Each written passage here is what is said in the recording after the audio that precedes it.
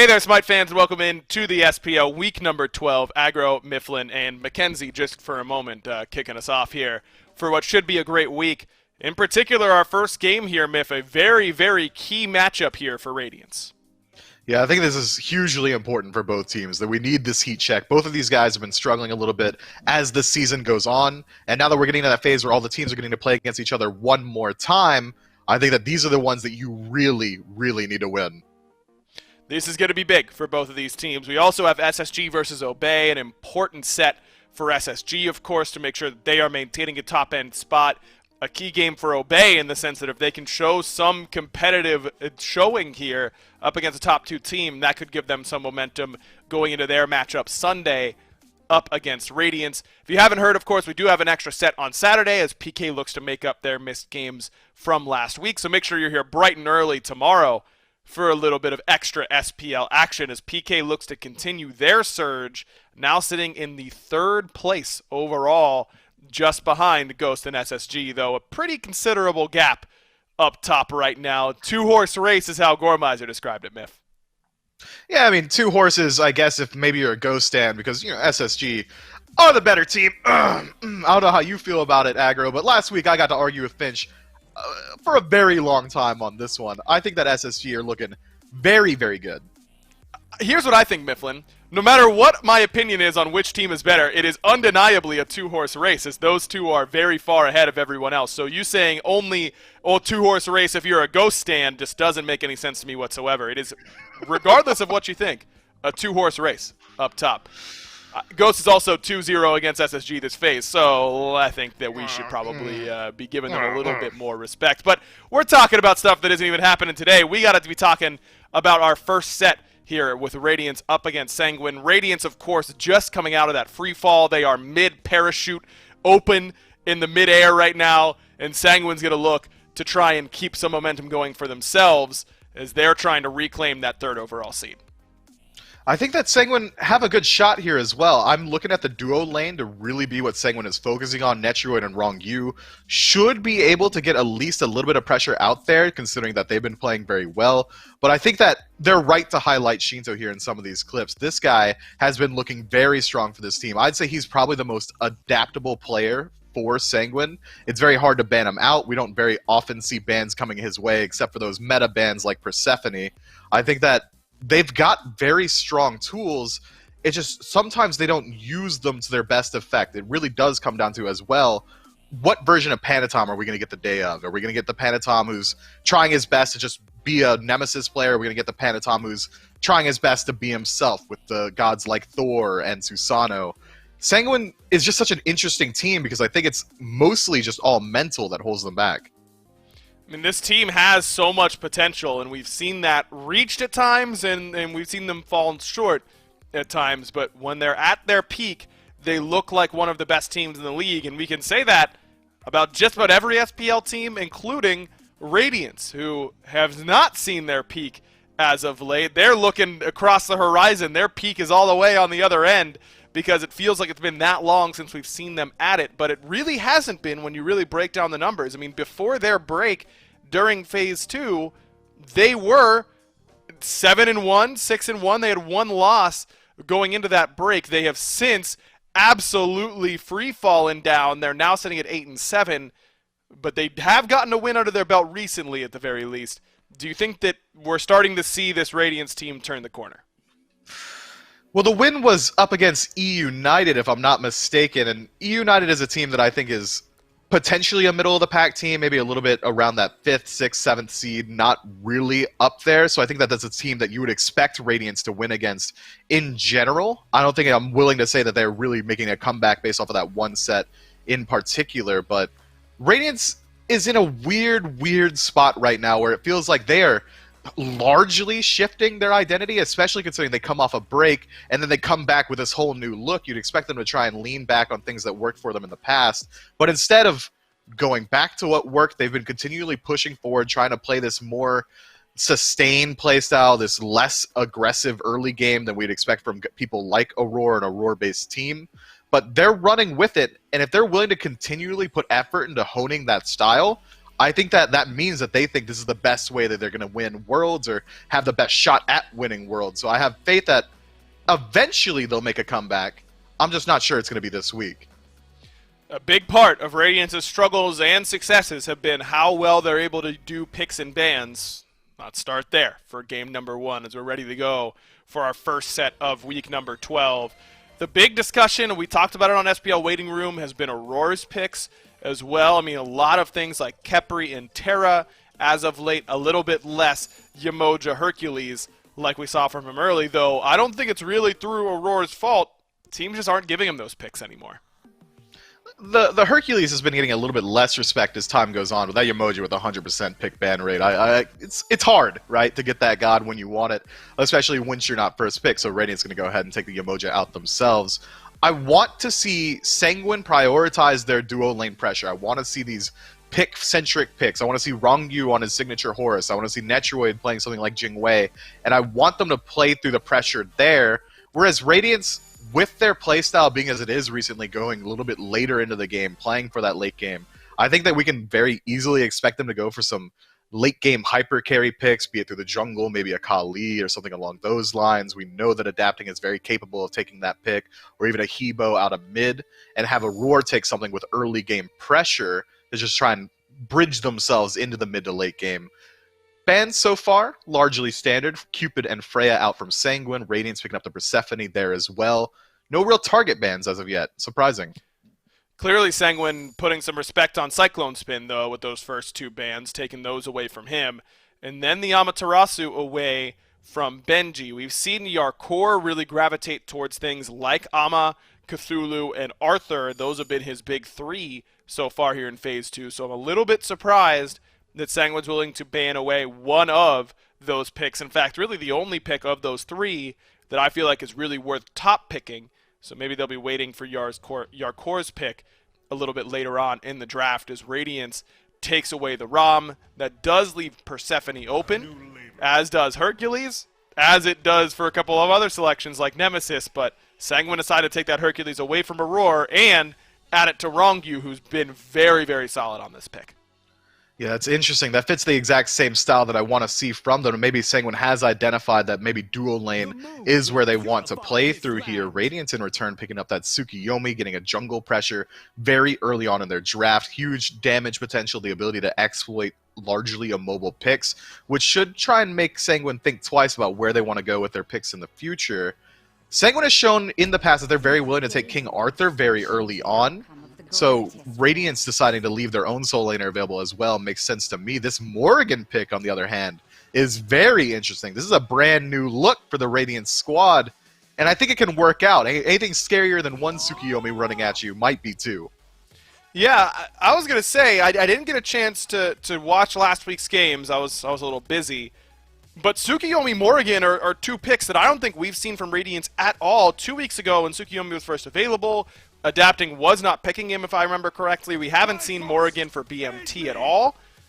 I'm very surprised at what Radiance has selected, because you let Sanguine get Hercules, Hebo, Heimdall, Triple H. It's going to be the pedigree, it looks like, here for Radiance if they aren't careful, because this is a very strong draft already for Sanguine. That's some jam it down pressure coming through from Sanguine here. Heimdall and Hercules, some of the hardest hitters you can have in the long lane. Good luck whoever you decide to send over there. Maybe Radiance are going to be the ones picking up Jingwei for the safety, and then you've got that late game win condition instead of the Hebo. It could go into the jungle, it could go into mid, we don't know just quite yet. Likely going into mid, knowing that Panatom doesn't really take that god too often. But this Guan Yu pick, I think, is a very smart pick up immediately. Having him be able to use that cavalry charge to disrupt the back line. Hebo, in particular, is going to struggle to get away once that crushing wave is exhausted as well. And then having the Morrigan as this kind of solo agent, secondary jungler stealthing around is almost making it to where Radiance isn't going to have a backline. As of yet, they do not, because Morrigan, truthfully, is always diving, be it through stealth or be it through turning into one of these tanky targets. Maybe we're looking at a Radiance draft that's looking to just run it down as well.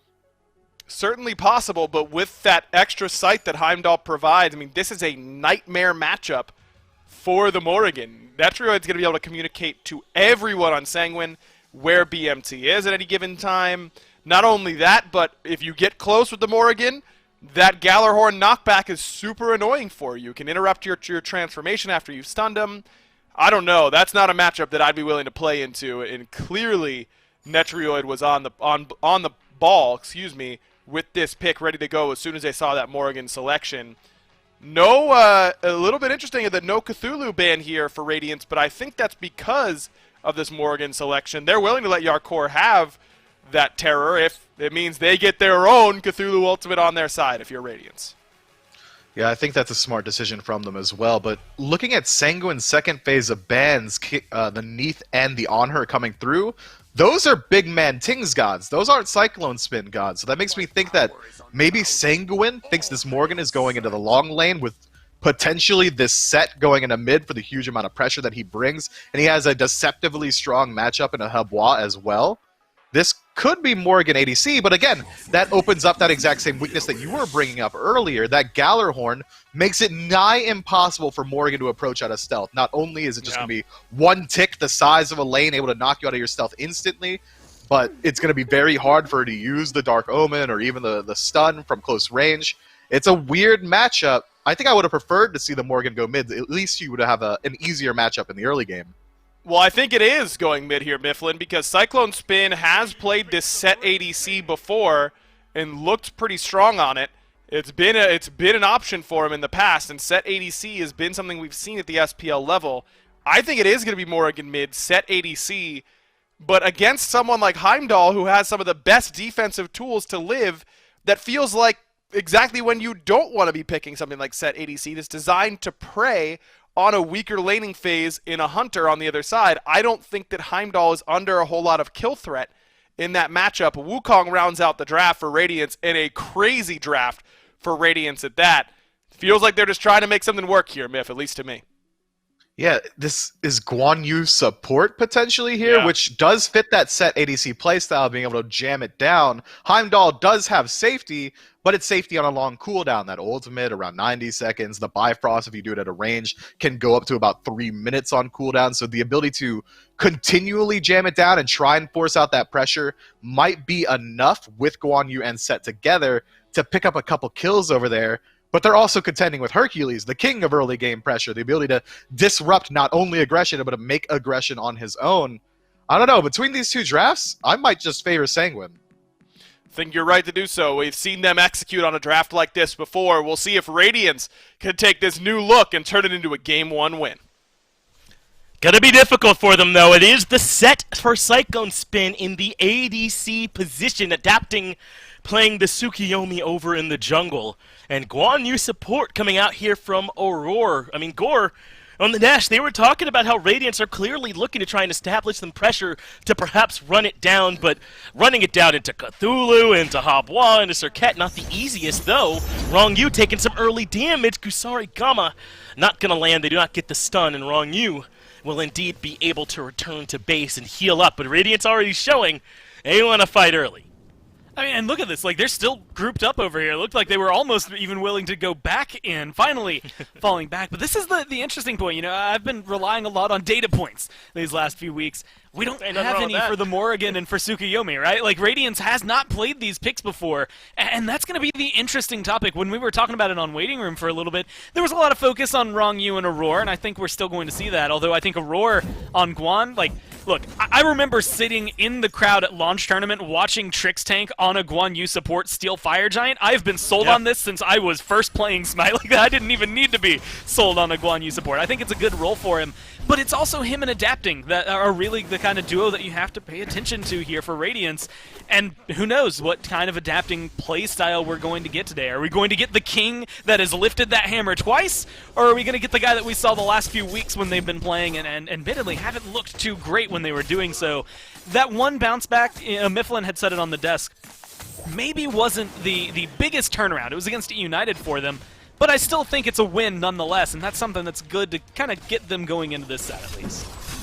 It is. I don't think you can overstate how important it can be to a team, but I have the same trepidation you do, Gore. Until I see Radiance, string together some wins, I still think we're looking at this new version of them that has been struggling lately, that's been middling, that has been looking for a way to generate pressure out of the support role with Aurora getting so focused out in the picks and ban phase, and it hasn't been showing up. But I think something that is in their corner in this is Aurora himself is not a stranger to playing on some janky comps, so to speak. I mean, my early memories in the SPL was being a big fan of Fat Chunks Assemble, and Aurora on that team was a big fan of playing some odd stuff, right? I mean, a Guan support, not so strange, I don't think, to him. So I think they can certainly make some things that are not typical work, as Panatom gets aggressive onto adapting, forces out the beads from the Tsukiyomi early, as Panatom responds to adapting, looking to invade. And honestly, I don't think that hurts adapting as much as you would think. Like, beads is still a long cooldown. That's definitely going to come back to bite him. But the only real CC I think he's worried about right now is going to be Panatom and that taunt, right? Being able to pull him into the fight or maybe force him over there to deal some damage over to Big Man Tings. But otherwise, he's not too stressed out about the lockdown. Once you're knocked up by Hebo, you're knocked up. You're not going to be getting away too much. So I think there is this position where, yeah, be willing to throw it out there and be willing to just keep yourself alive as much as possible, something the dual lane's going to struggle with. Whoa! Yeah, Netrioid ends up falling. Cyclone Spin able to put that aggression to good use over there in the long lane, and we were wondering, will this set be able to bully into a Hercules, into a Heimdall with all these defensive tools? But so far, before pre-level 5, Cyclone Spin's looking pretty good. And look, if you had a Guardian over there, I don't think you find a kill like that, right? Or you don't have as ease being able to find it. I think the fact that you're playing this Guan Yu is what opens it up, because let's look at Taolu Assault. Not only is it good clear when he's over in the solo lane, it has Protection Shred on it, and maybe that's not going to be the most efficient early game against a Hunter. They don't really have a lot of natural protections to begin with, but it's a lot of sustained damage that I think enables Cyclone Spin to just burst through Netrioid there. And it's also going to help against Rong Yu here. A lot of the times, once he hits level 5 in just a minute or so, you're also going to have that stun available for Aurora. A lot of good setup that I think is going to come through. Plus, you're going to be able to get some of that healing enabled. You have a cooldown reduction if you hit your 2. Like, he just plays very well in the middle of a fight, and I think he flows well here with this set. I like this duo lane from Radiance if they can keep this pressure up. It's working, isn't it? And you heard the way that Mifflin was talking on the desk about how Sanguine were banning away still some mid-lane Hunter picks, potentially. I think Cyclone's played a good deal of beneath as well, but those are picks that could easily have gone to either lane. And I think that that's another strength of this comp from Radiance, is that obviously it can work in game, but that it kept Sanguine guessing during the pick ban phase as well about where all of these picks were going to go.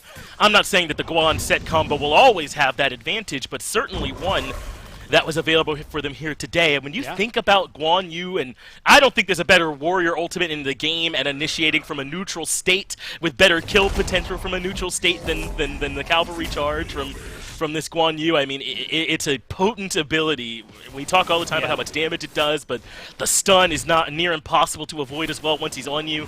It just gives him a lot of options, as Shinto needs an option to escape, but has his path blocked off, but Aurora doesn't commit, and Shinto makes out easily.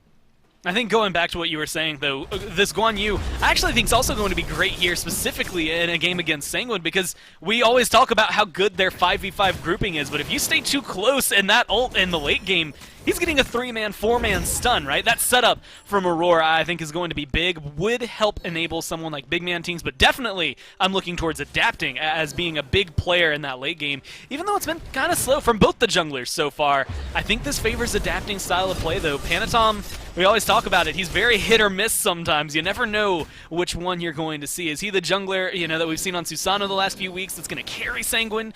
Or is he, you know, the nemesis that we've seen, unfortunately, be a little more detrimental for Sanguine than helpful? It's just so back and forth between them. I think maybe taking it long does enable you to just get farmed up, go into a late game team fight, and then hope for the best. You're Serket, so that should theoretically be good for you. But I also think it gives adapting a lot of time to do the exact same, and that scares me in any state of the game. And this Tsukiyomi dive potential paired with a Wukong, with a Guan Yu, with a set. The dive is on, and I don't think they're going to be leaving Tings in the backline. Whatever he chooses to turn into, a Habwa, a Serket, a Cthulhu of their own, as Agro talked about on the desk, this Radiance team's going to be all in, man. They're going to be looking to get to Sanguine's backline, to Netrioid to Shinto, to taking them out of the fight quickly, and then collapsing and hopefully a 5v3, a 4v3, a favorable numbers situation for them, and turning the fight around, as Benji is still holding on to his ultimate, so not in too much trouble. It'll come out there to avoid the knockup. He'll get a little bit of healing, but Panatom here as well. Benji has some backup from Aurora and adapting. They give him a safe place to go with the ult, but in comes Panatom. Doesn't find much, takes more damage than he expected. And Sanguine can't really get anything out of that. They trade their solo ults. I'm surprised they even wanted to get that aggressive for it. I like the call from Sanguine just because it does give them a little more pressure on the right-hand side. They force Radiance to fall back as opposed to like, giving up that ground themselves.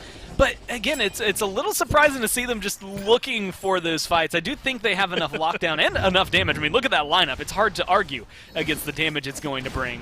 But it still feels as though they don't want to fight. Like, they're not ready to fully commit to it. I mean, no blinks used on their end to make sure that happens. I think they're really just trying to control Radiance and keep their pace as locked up as possible here, just to try and slow the farm down, but it's still just ever so slightly in favor of Radiance.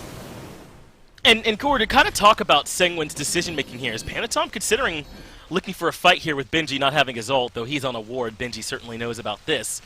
Sanguine have been making an effort to be more early game active, as there is some action around this red buff. Rong Yu, Shinto, and all the boys are here to defend, but Radiance are here in strong numbers as well. Looks like the red buff might even have gotten stripped away there, especially with Shinto not going towards it. Radiance got a little bit of damage in there and took that buff away, heavily contested. And you were mentioning the fact that, you know, Sanguine, especially with this kind of draft, you really hone in on the Hercules for it. But they've been playing a little bit more early game. Hercules really enables that. But I think that's a really great example from Radiance as to why it's not working out so well this game in particular. I mean, you've got Guan Yu you've got two assassins on one side, for one, but the Guan Yu alongside him, the Wukong on the other. This is a team that keeps pace with you very well early on, and I think translates well into the late game, maybe even a little bit better than what I would give for Hercules. I think he's still a late game menace, but I think I like Guan at level 20, 30 minutes in, a little more than I like a Hercules at level 20, 30 minutes in.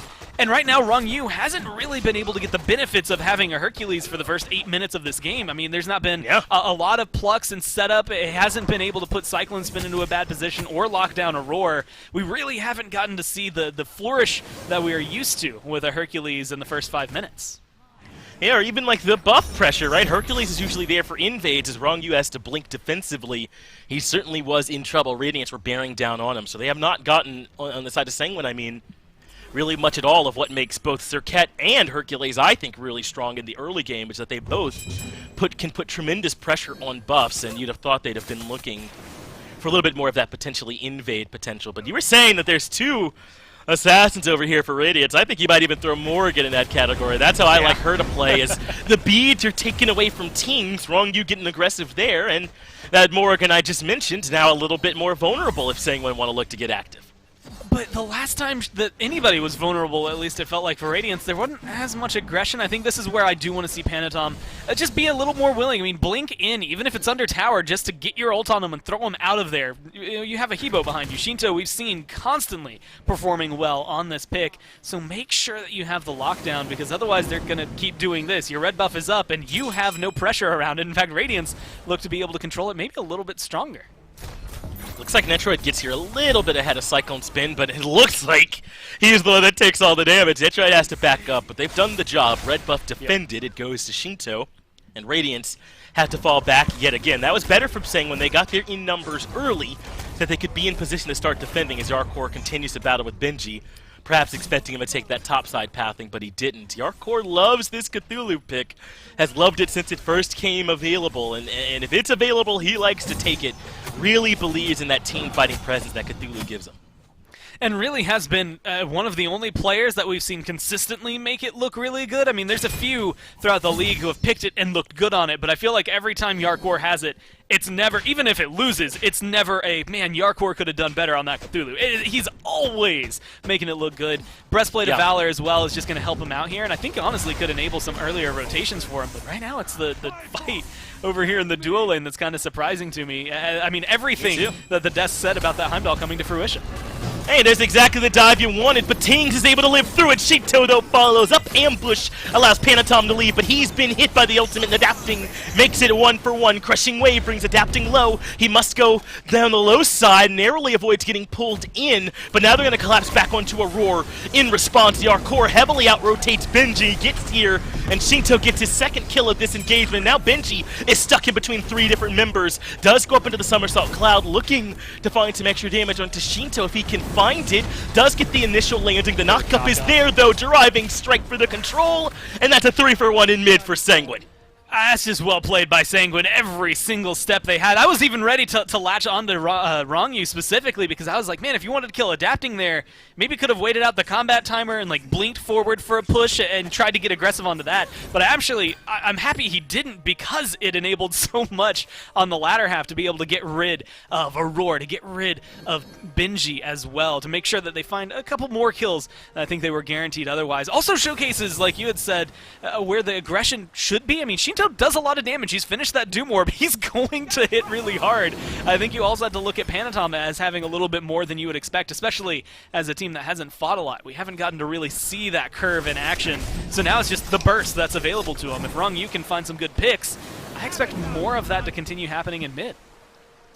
And Yarkor, to go back to that fight, he's not out-rotating Benji there by some mistake from Benji. Sanguine know that they're taking that fight, right? They know they got the beats and big man tings. They know Panatom wants to try and start that fight and does force it even a little bit under the tower as you asked for. And that's how come Yarkor is able to rotate out of there a little bit sooner, get there ahead, and start that fight off on a good note. Now Netroid, with a chance to potentially get a solo, not quite, will have to use the Bifrost to get back underneath the Tier 1 tower. And does narrowly make it out of danger on that side. But that is a team, like we saw in mid, that knew they wanted to fight, that got one of their members there a little bit sooner, and were able to turn that into a favorable engagement. I know Aggro and Mifflin have to be incredibly happy because literally everything they said about the Set versus Heimdall matchup, the last 2 times we've been over to the long lane, Netroid was have behind! happened almost exactly. Netroid, was behind. He got first blooded. He wasn't able to hold his own. And now Cyclone Spin can't even look at him the right way or else he's going to take too much damage. I think Netroid just has a lot of counter-assassin play that he's going to bring just as Heimdall does. The Gjallarhorn knockup is maybe the biggest asset of that, of just getting some space between you, allowing you to take the Bifrost and get out of there to keep yourself safe. But it's also going to then give you the reveal, which is not going to be as helpful against Set as maybe it is against Morrigan, but it's still going to be helpful. It's also a little bit of extra burst damage that you can bring in to amplify your autos. I think that trade, unless Cyclone Spin has some help, is always going to go Netroid's way, which maybe means that Radiance are not necessarily missing their window of opportunity. They're not shutting him down as hard. Maybe they're not worried too much about Netroid, because once you go into the late game, 2 Assassins is still going to be able to sit on the back line, even if Netroid plays it safe. Worth noting that Cyclone Spin still hasn't finished the Warrior's Blessing. If you want an indication of how little he's been able to get aggressive in that lane, I think that's a good one. About once a minute, he's been hitting Netroid with an ability, and this is the result so far. Not to say that it's going poorly over there by any means, but he certainly has not been able to find the early aggression that we might have thought would be there for a Set against the Hunter in that matchup. The Heimdall proving to be a little bit too elusive, so instead he'll fall back and look for later on in the game and he can start to be more impactful. And you're right, that dive not going to go away, but is there going to be a viable dive target for him? Shinto with the ability to reposition, Netroid as well. It's going to be tough for this Radiance team in the late game to make the dive comp work cleanly. We'll see if they'll be able to execute it.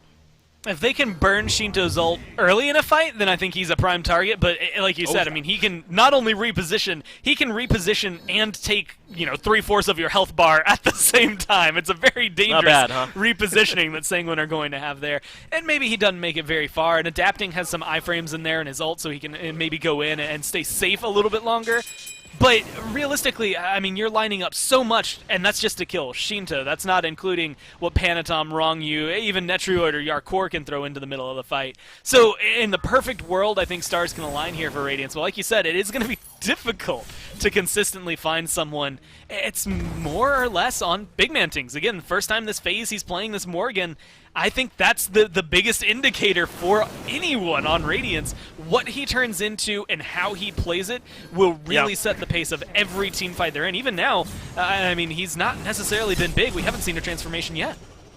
Wow, but it's Sanguine considering getting aggressive. Benji finds the flank in the back. They taunt him in with the Kroba's Kiss, and Benji takes quite a bit of damage for the trouble. Not a bad trade there for Sanguine. They were getting aggressive around that mid Tier 1 tower, and if the dive for Radiance might be difficult, well, think about for Sanguine, if they're being dove, the best way to answer is to get your damage off before the dive can kill you, right? And at least trade yourself. But who's the value target you're trading on? You mentioned Tsukiyomi and his ability when he's inside that ultimate and dashing, how he's got the safety there, and Tings is likely going to be transforming, and Psycho Spin has Glad Shield. I guess we're going to be seeing, what, Void Shield, maybe Shifters coming in next here. I mean, who is the viable target for Sanguine looking the other direction? Who do they kill in these fights when Tings is likely going to be a Cthulhu or something like that? I mean, it feels, based on the damage they had right there, a full focus, you could probably kill Benji, although, again, not easily and not fast, or at least not as fast as you would like to. It almost feels like they want Big Man Tings every single time. It feels like he's the one that is the main target. Anybody else is just kind of a sprinkling on top of pressure they could find. If you can find Adapting or Tings, you're really enabling yourselves to get aggressive, but I think Tings, he bears that threat, right? You dive in on him. Best case scenario, you're going to get his beads and Aegis and his ult. Worst case scenario, you get one of the three. And I think ideally they want to get the beads away because it enables them to just dive in, CC him. But maybe more so the ult, just because how impactful it can be. You had highlighted it earlier, the desk had highlighted it. You become Cthulhu around a Gold Fury, and all of a sudden Radiance have a really, really solid front line. I mean, 3 people who can just barrel down at you without any worry, and then 2 that can jump into the back line, no problem. You turn into Shinto, let's say. You turn into Panatom. You have 2 very high damage, easy pick gods that are now enabled. Turn into Guan Yu. All of a sudden you've got an extra ult. I think Big Man Tings presents a huge threat, just as Morgan always does. And so trying to lock him down is the right call. Wong Yu able to get the beads out from Tings there with the pull-push combo. That's going to make Tings a lot more vulnerable. We know already how willing Sanguine are to collapse there. But look at some of the itemization starting to come in for Sanguine here. I think they're recognizing how much of this damage will likely be physical from Radiance, how important surviving the initial dive will be. They've got this breastplate, the Berserker shield is down there, which is what Cyclone Spin ends up going into towards the end of that 4th item. And the sledge even being picked up, and the sovereignty. They've got some items now to give them a little bit of anti-dive, so to speak. The 2 shells that are fully upgraded as well to block 4 autos working together. I mean, they've got some potential. Now Adapting being dove. Yarkor is inside the ultimate, now being followed up by Panatom, who's made his way in, but Adapting still able to move away relatively safely. Yarkor looking for the knock-up, and Adapting cannot make it out of there. Both relics fail him, and that means Sanguine find their 4th kill of the game. But how do they disengage? Can they cleanly escape? Yes, Radiance are not even chasing. And I think you get to see out of Yarkor, I mean, he's got 1, now 2 physical protection items, and both of them come into play there. I mean, he walks away still over half health after diving deep for Adapting and looking at everyone on Radiance. I think that's just a good call from them, and because of all that protection, they can even afford to risk this Gold Fury. They sure can. Yarkor still locked in a battle towards the back of the fight. That's him and Benji. Gold Fury low, down below a quarter, but it's been reset. Netroid ends up dropping, and they want the collapse onto Benji, who still has the Somersault Cloud and is able to get up top and escape, but he's considering where to land. Looks like he's heading back towards the team, blinking right afterwards and getting towards safety. And that means the Gold Fury started up again by Sanguine, confirmed by Sanguine right in the face of Radiance. They get the pick onto Adapting, take the Fury. Now they got themselves a 2K gold lead. And honestly, in group fights, the sovereignty coming into effect, but I mean, just look at the health bars throughout all of that. If you replay that fight for yourselves, then you'll just notice Sanguine didn't really take a lot of damage. They never were truly worried about what Radiance was going to be able to dump in there. The biggest threat was losing the Gold Fury more than themselves losing any of the team fights. And I think that's where Radiance are going to have to, I mean, just hope for the best. Penetration really would be your best friend if you were able to have a hunter on your squad, someone that could just eat through all of that. I think it'd be a little more helpful, but they don't. They have the 2 assassins that are maybe going to be feeling the brunt of that, as well as the 2 warriors that, even though you can steal some protections as Guan Yu, are still going to be feeling how little damage they apply, which circles back to the last point I made, which is Big Man Tings. We aren't seeing a lot out of this Morgan just yet. And that's where I think this is almost balancing for Radiance to be able to find themselves a win. But I also think it's worth noting, I mean, we haven't really gotten to see any of these big fights happen until 20 minutes into the game. I mean, that was the first Gold Fury and Pyromancer, and we're sitting here almost to the point where both of these teams are fully leveled out, fully itemized out. They're going to be coming into this hitting about as hard as it could be, which might give Radiance an element of surprise in the middle of a 5v5, just because Sanguine hasn't yet had to prepare for that. They haven't just yet, but Sanguine comfortable waiting until the end of the game. Aurora looking for Netroid. Netroid takes the Bifrost. That's a lot of distance he covered. That Bifrost cooldown might be a lot longer now if Radiant are looking to try and start up a fight. But Sanguine, we're happy to wait until this 21-minute mark where they've got plenty of their physical defense online and they can force Radiance to find a way to try and force through it. Now this comp can group up and do exactly what Sanguine like to do. Try their best to team fight better than you as a Roar dashes in, gets hit by the Cobra's Kiss, and they've got a Roar down low. Now a dash in from Yarkor, who's using the Thorns as well. The Boulder comes through. That does decent damage, but they cannot complete the kill onto Aurora. Sanguine retreat-ish, and ended up giving up on the fight for now. I'm going to keep my eyes on that blue diamond next to Big Man Tings until I see an ult. I'm just curious. Why pick it otherwise? Because with this Heimdall there, you're not going to be able to get into the background. Granted, they picked it before Heimdall was locked in, so maybe they were just hoping for, like you said, kind of this tertiary assassin to be able to get into the backline, but that just hasn't been happening consistently for him. It feels like Radiance, as a whole, I love the comp, but it feels like it doesn't necessarily have the exact game plan for how they want their fights to go. I think it's also unfortunate Roar didn't have his ult for that last engage. It's giving a lot of control to Panatom and Shinto. Well, there's the transformation. It's into the Tsukiyomi, and Tings is able to find a home. It's Shinto sent all the way back to the grave, and now Panatom getting locked down. Ambush allows him to escape.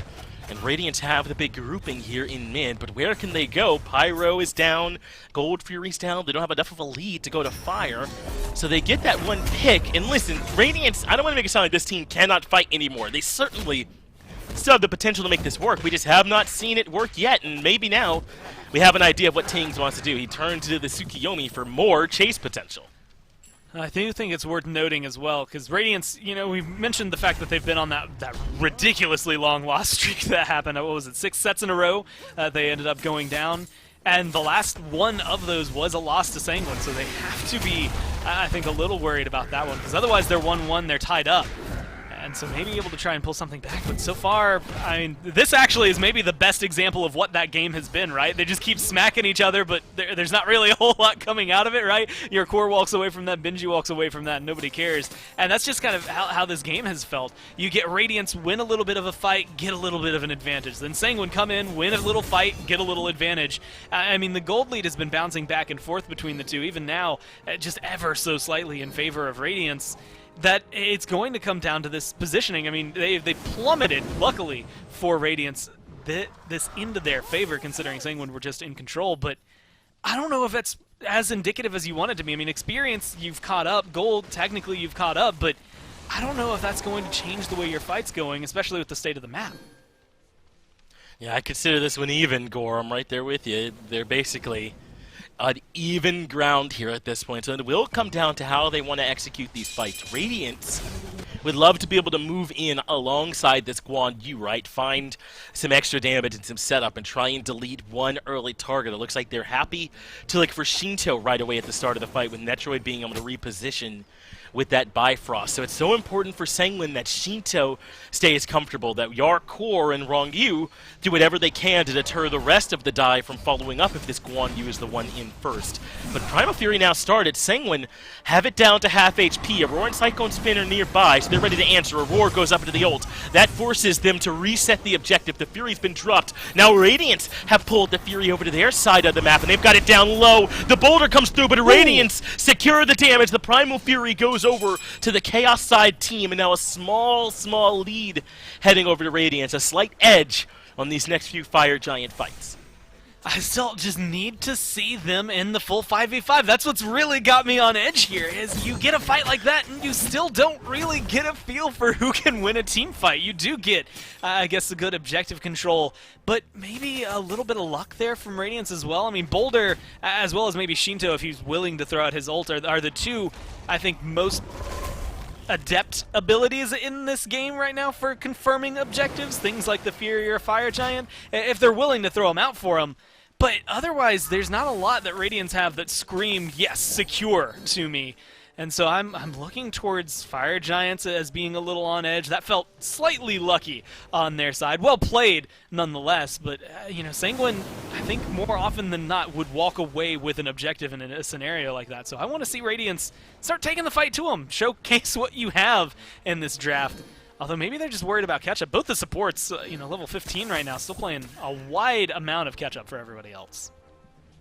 Trying to close the gap the best they can here right now are these supports. They're not in an awful position, but 7 kills through 26 minute score. That gives you an indication of how carefully both of these teams have played it. And it's so interesting that they would choose to play carefully with these types of compositions, both. Yeah, right. Which are suited to aggressive play, but they're both giving respect to the other here as Pyromancer are already going to be going over to Sanguine. Radiance are not in range to contest. Cyclone's been close there near the end, but Sanguine secure the Pyromancer.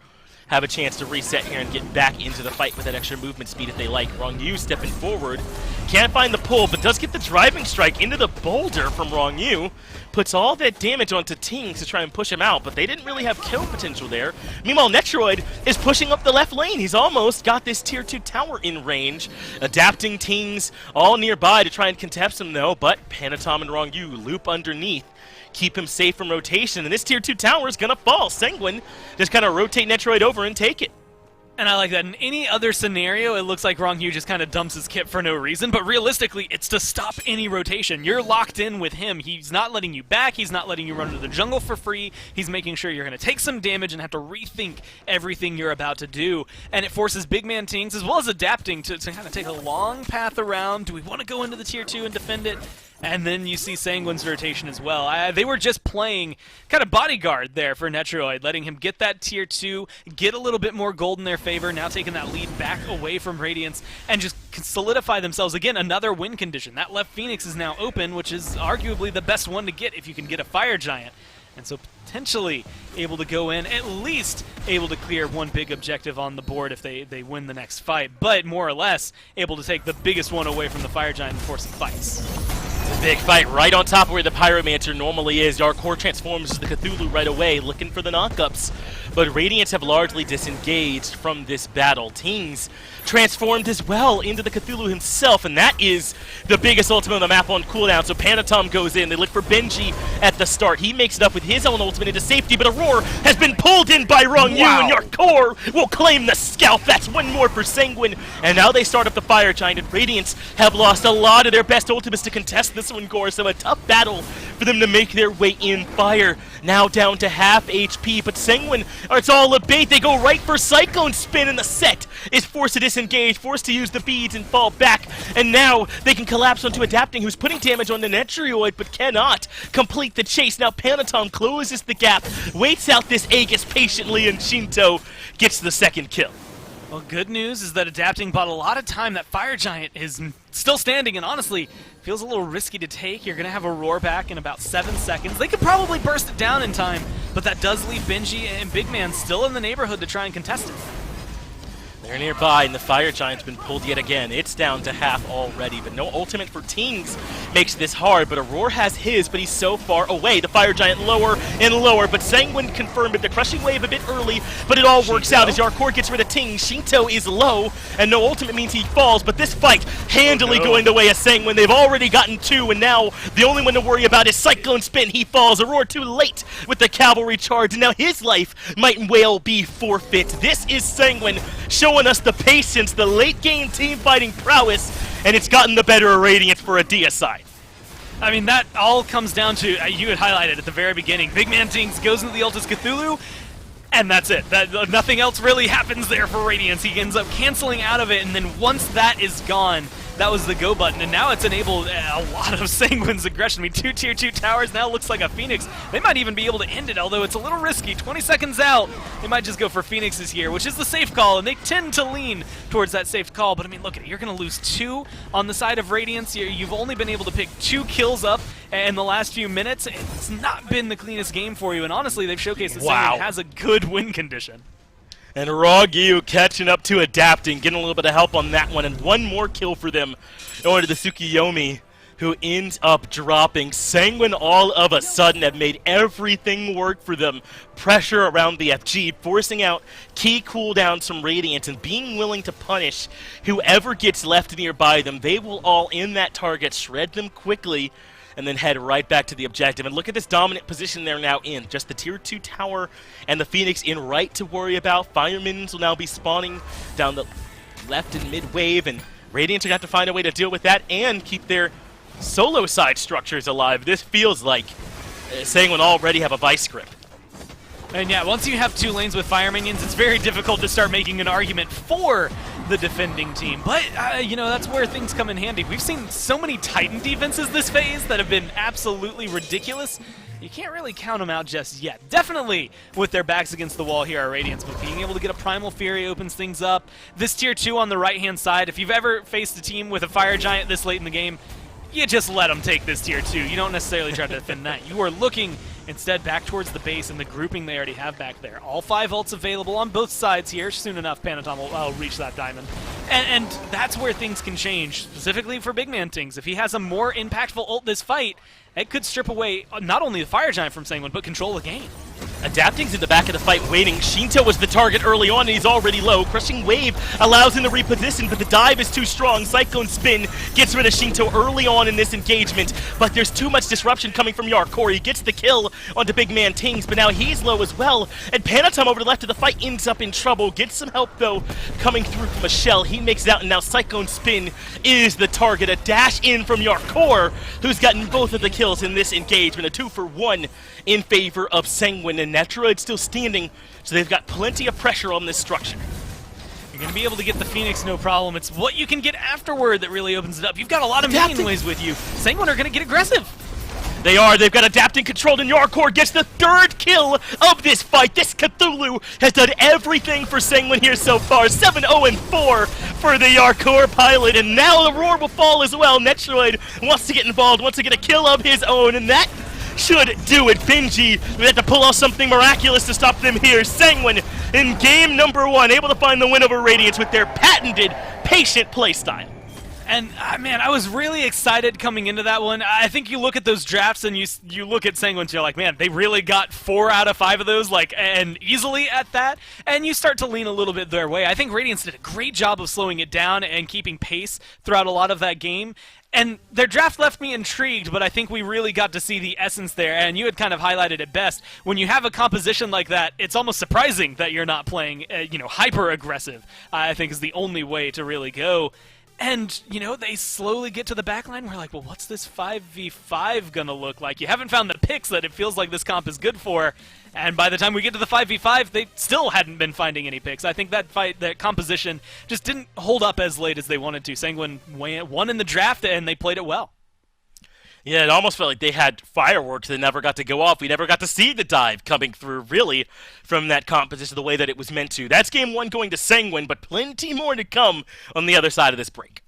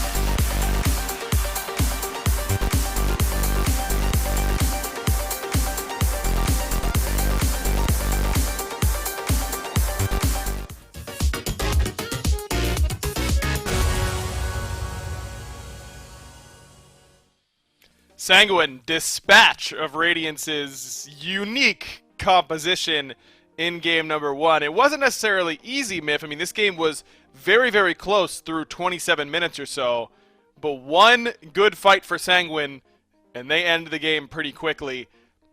I think that Radiance deserves some credit for keeping it close with a pretty difficult to execute composition, but a couple of things stood out to me. The Heimdall made it impossible for BMT to be effective in these team fights, and he never got a good flank off. Yarkor was able to do everything he wanted because you didn't have to worry about a traditional hunter cutting him down, and Netroid survived the laning phase, which is really all that Sanguine needed. Yeah, they needed that set to pop off for Radiance. If they wanted that to win at all, it had to be root causal out of the duo lane pressure, but because of that Heimdall being so safe, because we didn't really see the support for Radiance rotate back into the duo lane too often, it just allowed Netroid to free farm into the late game, and Sanguine, almost on a dime, it felt like, realized immediately, okay, Radiance is going for a 5-man dive comp. Hold on, wait, we're really good at playing against this. Let's wait till 30 minutes, and then let's pop off. And that's exactly how it goes down. And I think the main thing is something you already hit, the fact that Radiance did not have a traditional hunter, which means that this Cthulhu had nothing to worry about in any engagement. He could just hold W, he could spam his heal, not worrying about losing out on his own health bar, and he could just continually disrupt the backline. Radiance just got out drafted. Yarkor diff. In game number 1, he played lights out on this Cthulhu, 7-0-5. A lot of credit, I think, deserves to go to Rongyu, who had a fantastic Hercules game, a ton of really, really impactful pulls in the early game, continued to put Big Man Tings' beads on cooldown, and made sure that he was not going to be able to be one of those initiators. I mean, when you see this draft for Radiance and you look at the Sanguine slash line in their backline, 4 deaths combined between the Hebo and the Heimdall is just not going to cut it against what Radiance drafted as a dive composition. Yeah, I just got to give some shout-outs to Shinto for being able to survive through that. I mean, just on paper, a Tsukiyomi, a Morrigan, a Set, all trying to run down the Hebo, and it doesn't work out. He's still able to find consistent damage output. The one time the dive works is on that right side Phoenix, which your mid and left Phoenix are already down, so it doesn't even truthfully matter. And even then, we saw that Sanguine was playing so patiently around that last team fight that it dragged the entirety of Radiance 500 feet outside of their Phoenix, forcing them to overcommit if they wanted to pick up that Hebo kill. And from there, the rest is history. Sanguine just roll away with Yarkor leading the charge. I think a lot of credit deserves to go to Sanguine, not just in their in-game execution, but the way that they adjusted their picks and bans in that game. Radiance came in and they were picking this comp. I don't think there was anything that Sanguine could have done outside of banning one of these gods that would have led to an adjustment by Radiance. I think they had predetermined their 5 picks if they could get them. And I think Sanguine just did a really good job. That Heimdall pick in particular really, really did a number on that composition for Radiance. I'm looking forward to game number 2's picks and bans, though, because Radiance is going to do something different, right? You can't afford to go with that exact same style of composition 2 games in a row, especially when it goes the way it did for them in game number 1. P's and B's are going to go one of 2 ways in my mind. Either we see Radiance make an adjustment in the bans and try and run back in exactly the same draft or something similar, all dive again, and just try to address the fact that this Heimdall was able to get through, maybe ban it out in the first phase. Or we see Radiance say, okay, the game plan we came into this week with did not work. Handedly lost. Sanguine had the answer. We have to go back to our traditional playstyle, or our new traditional playstyle, I should say, of this more reactive comp with the Terras, the Kepris, the standard Hunter out of the long lane, have adapting play something that scales well into the mid game and try and establish the pace there.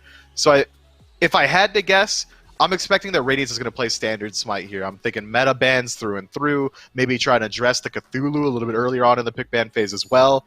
And then Sanguine, they're just going to do what worked for him again. Sanguine is not a team that likes to adapt wildly once they find a win. I think Sanguine are to try and do the exact same thing. I think that Radiance will try and go with something a little bit more traditional as well, just because that style that they just played works best when you surprise your opposition with it, and Sanguine clearly not very surprised, so maybe it's time to go to something a little bit different.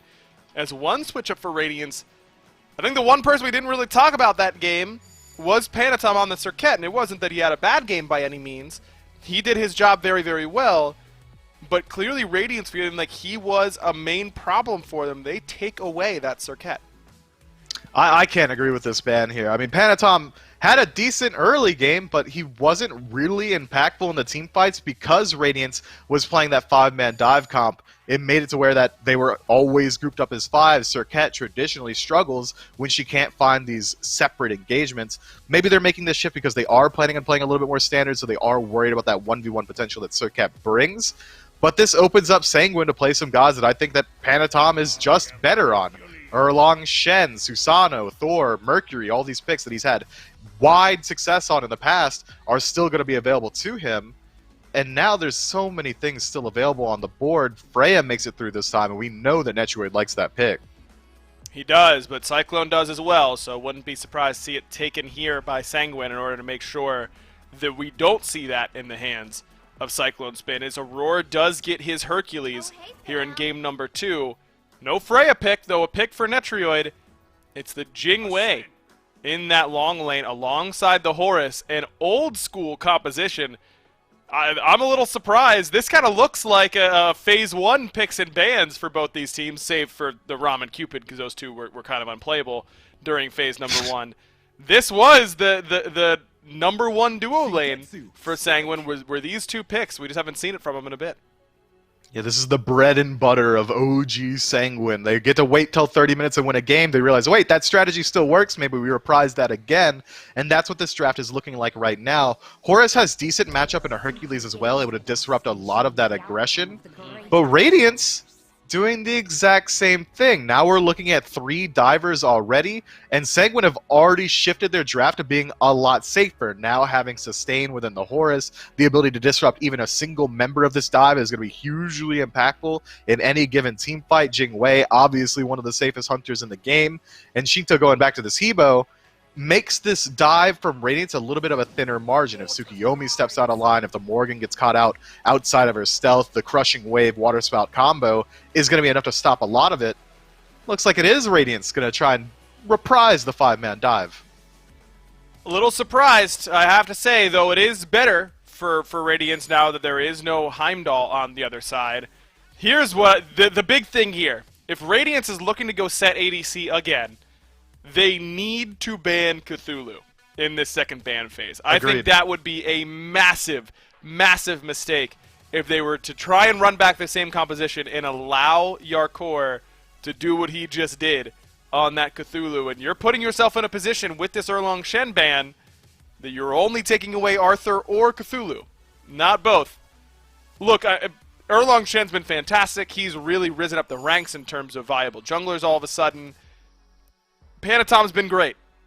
Yarkor has looked like one of, if not the best solo laners in the SPL every single time he gets his hand on Arthur or Cthulhu, and I'm just surprised to see Radiance allow him to have at least one of those. They do decide to ban the Cthulhu this time around at the very least. I do agree with this Cthulhu ban. I would have preferred that it is King Arthur as well instead of that Erlong Shen, especially considering that we know what Sanguine's strategy is going to be. It's likely going to be waiting for that late game, so they don't need that early game pressure that Erlong Shen brings. Sanguine decided to ban out the Sun Wukong, which is going to take a huge hit towards Radiance's backline dive potential as well. So we might see them decide to switch up the draft just a little bit, maybe potentially pick up a standard Hunter. But this is a better draft for Radiance to go with that set ADC than it was in Game 1. It should be a lot easier for him to perform on, and it looks like he is going to be going back towards it. Feels a little bit stubborn from Radiance to immediately try and reprise this draft after it was so cleanly dealt with in Game 1. But when the opportunity arises, I guess you have to at least try it out. It's something they've likely been practicing for the last couple weeks leading up to this. And, yep. That's 5 members, all dive all the way from Radiance. But this time with a little bit additional AoE, this Cerberus ult is going to be very reliable for burning beads. I think they may have come away with a slightly better draft this time around. Whether or not it's good enough to shut down Sanguine in the early, it's yet to be seen. Plus some actual magical damage coming out of this Radiance draft now. Cerberus brings enough that you want to itemize against it. You don't have to worry about just a Morrigan 2-1 dealing all of the magical damage for you. If this were Radiance's comp Game 1, I don't think anyone would have been nearly as critical of it, especially against this style of composition from Sanguine. But Radiant's going to try and run it back. I know we're saying that game 1 was Sanguine's pretty cleanly, and it was, but only after 27, 28 minutes. I think this Radiance draft is designed to get ahead before that, and now has an easier route to do so through this Hercules. Yeah, I think this Hercules is good. It's going to be the duo lane again for me. If Radiance can pull ahead in the duo lane, that's where they should be looking to win. But now, it's a very clear-cut path. It's going to be Hercules and Set running it down, and now that Sanguine have rounded out their draft with the Thor, the Anvil of Dawn being that semi-global ultimate, if you're two melee gods trying to run down a Jingwei, that's the easiest Thor dunk of your life. Panatom can set up camp in the duo lane and likely deal with a ton of the pressure that Radiance are looking for. They might have to shift their attention to the 3v3 if they don't want to get blown out by Panatom. Netruid is definitely going to be on the run again. Remember, game 1, he did get first blooded and then was able to really stabilize that lane pretty quickly thereafter. This time on the Jingwei, a little bit less offensive capability, but trading that out for maybe even more defensive capability. Do you think it's enough to get Sanguine the 2-0 here, Myth? I think it might be. It won't catch me doubting Sanguine, especially considering they're going to their comfort picks now. Jingwei, Netrioid, Rongyu, Horus, Panatom on the Thor, King Art. If they could blind pick it a casual, and I know it for a fact because they've done it against me, this is what they run. I think Sanguine got exactly what they want. This is going to be a scary draft for Radiance to try and take down. We'll see if they can run it back with largely the same composition, this time to different results. Let's throw it down to Finch and Gore for game number 2. Thank you, Aggro and Myth on the desk. Radiance going to look to make a largely dive composition work for them here again in game number 2 after Sanguine dealt with it pretty handily in game 1. And I don't know, I find myself of a different mind. I mean, I think if you can make it to 27 minutes against that dive comp, you've done your job, right? And the game is even, Yeah. and now Sanguine trying to do it again, but Netroid on this Jingwei to deal with the Hercules knockup is a comfort pick for him. Panatom crashed into the scene with this Thor pick. Shinto's look nuts on the Habois. Radiance are going to have to absolutely get more out of Tings and Cyclone Spin if they're going to be able to deal with it this time, Gore.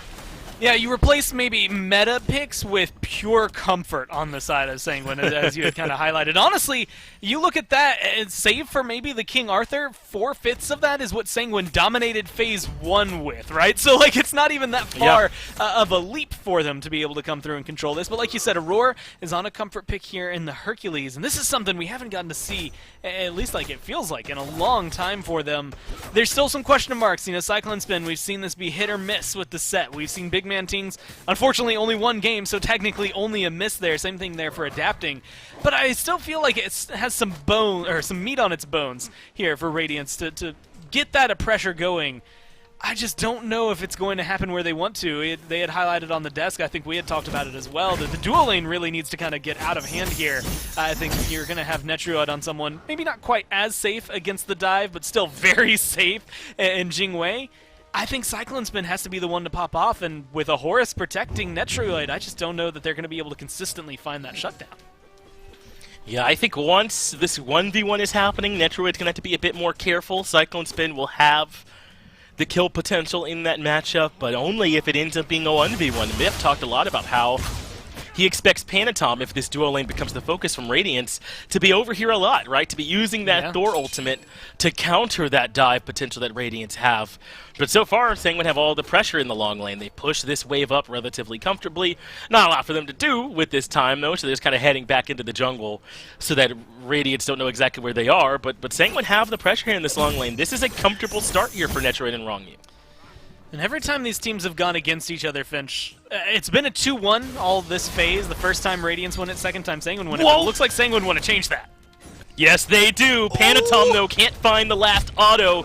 And Benji, by a hair, is able to escape with what should have certainly been first blood there for Sanguine. So Panatom will take his back a little bit behind when Adapting took his, so no harm, no foul. And perhaps Benji has taken early back there, too. Yarkor now with some potential to potentially look for something over there in that short lane.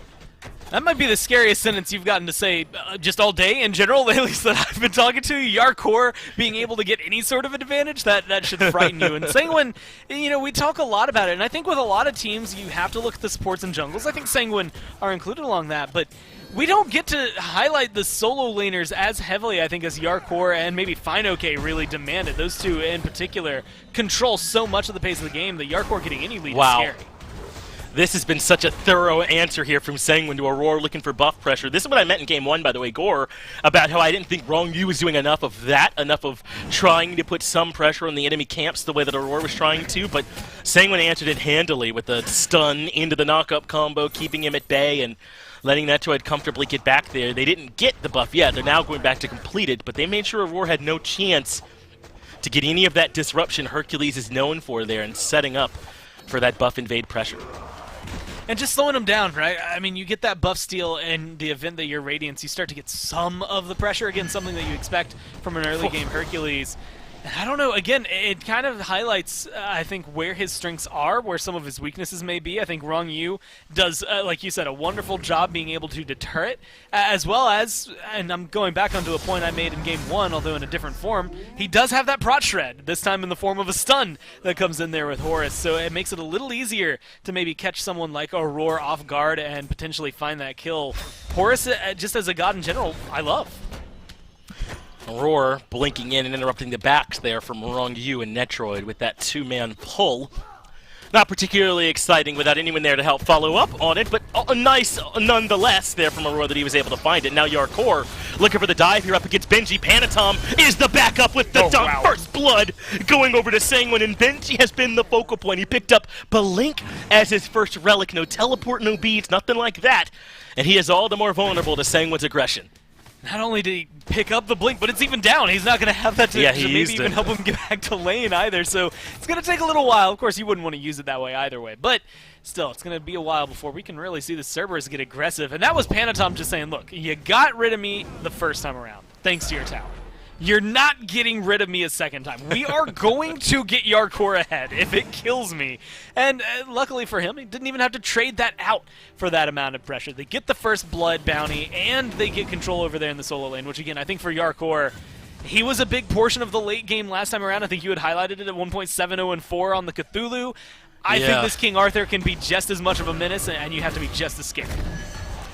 Not quite there with the execution from Wrong Yu, but doesn't matter when you've got a Hebo to cover up the gaps. And Wrong Yu gets him out of there, but Adapting able to chase, but I don't think he wanted to chase this time. He's all alone here in the back, and Shinto lives. Aurora has to chase to clean up the kill and eventually gets it, but now he's out of position as well. So let's see if they've got enough damage to clean him up. Good two-man driving strike, and he runs towards Cyclone Spin for a little bit of backup. Cyclone Spin comes in, and that is enough to save him. Panatom hammers over to try and clean up that kill. I think this was an overreach from young Panatom. Cyclone Spin and Aurora do enough to turn that around into a 2-for-1 in favor of Radiance.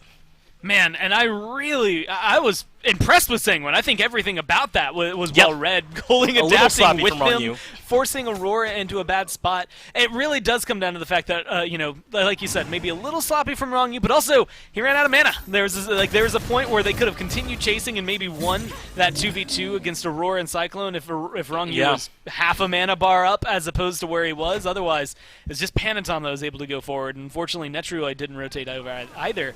So Cyclone Spin gets himself an early kill, so does Aurora, and they get the red buff. When Wrong Yu is in trouble here, has been pulled in, and Radiance finding a couple good fights. Now Adapting is ready to dive, chasing in on the Shinto, but the dunk is there from Panatom. You ever seen one better timed than that? And he gets the peel that Shinto needed. Panatom now 2-1-1. And able to absolutely get the dunk there onto Tings. It was Tings doing the dive then, I suppose, inside the Changeling, rather than Adapting. We didn't have the ultimate up just yet. And here I am, you know, stressing out for Sanguine, just like, man, I don't know, this dive comp is starting to dive. It's doing its job. They've got their early aggression. This is what we wanted to see out of Radiance. And luckily for them, Panatom is just ridiculously good at Thor. They don't have to worry about it. I mean, my favorite Thor ults are the ones where I'm not paying enough attention to the diamond and it just comes out of nowhere. It just feels a little more impactful there.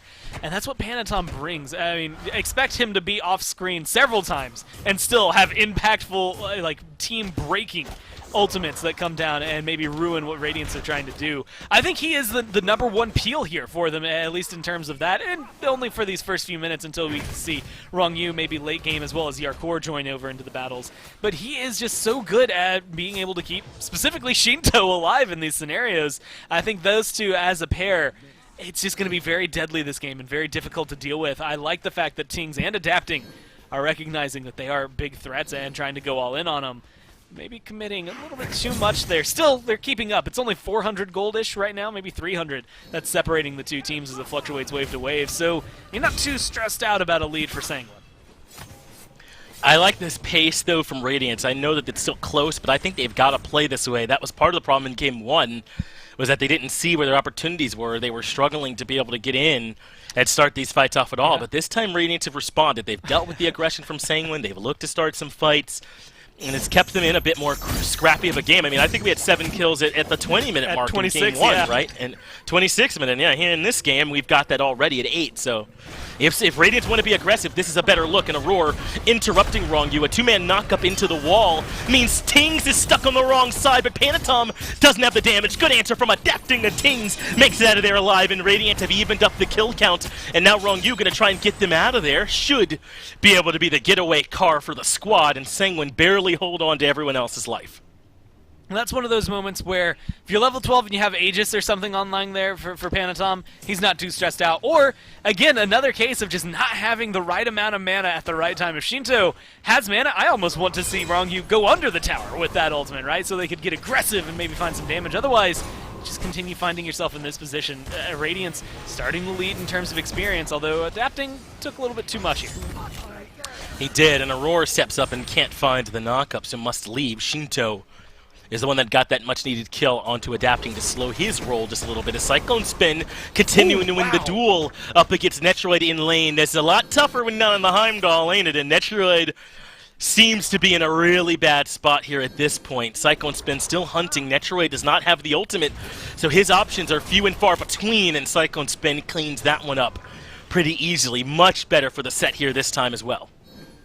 Now, all I can think right now when I see Jingwei, I think it came out today even, was Barracuda and we did a player spotlight, and at one point I asked him his favorite god, and he went on a long rant about Jingwei. Was not his favorite god, by the way. I don't know where the rant came from, outside of, saying, like, there's a lot of ways to play her, and he was noting that he likes to play her a little aggressive. If you knock yourself up and go in, you can definitely cause a lot of harm. But I think Netroid showcases why Jingwei is so safe. I mean, if that ult is available, your Cyclone Spin, you all in that first little bit of the fight, and then all of a sudden Netroid's just out of there, and you can't really do much about it if that ult comes up.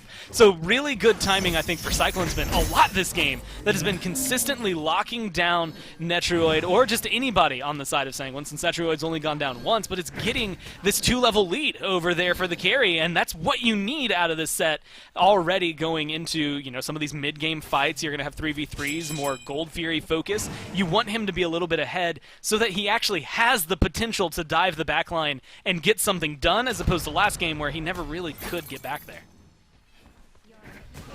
We'll see if Cyclone Spin can get involved a bit more early going forward here as Ting stealths his way into mid safely.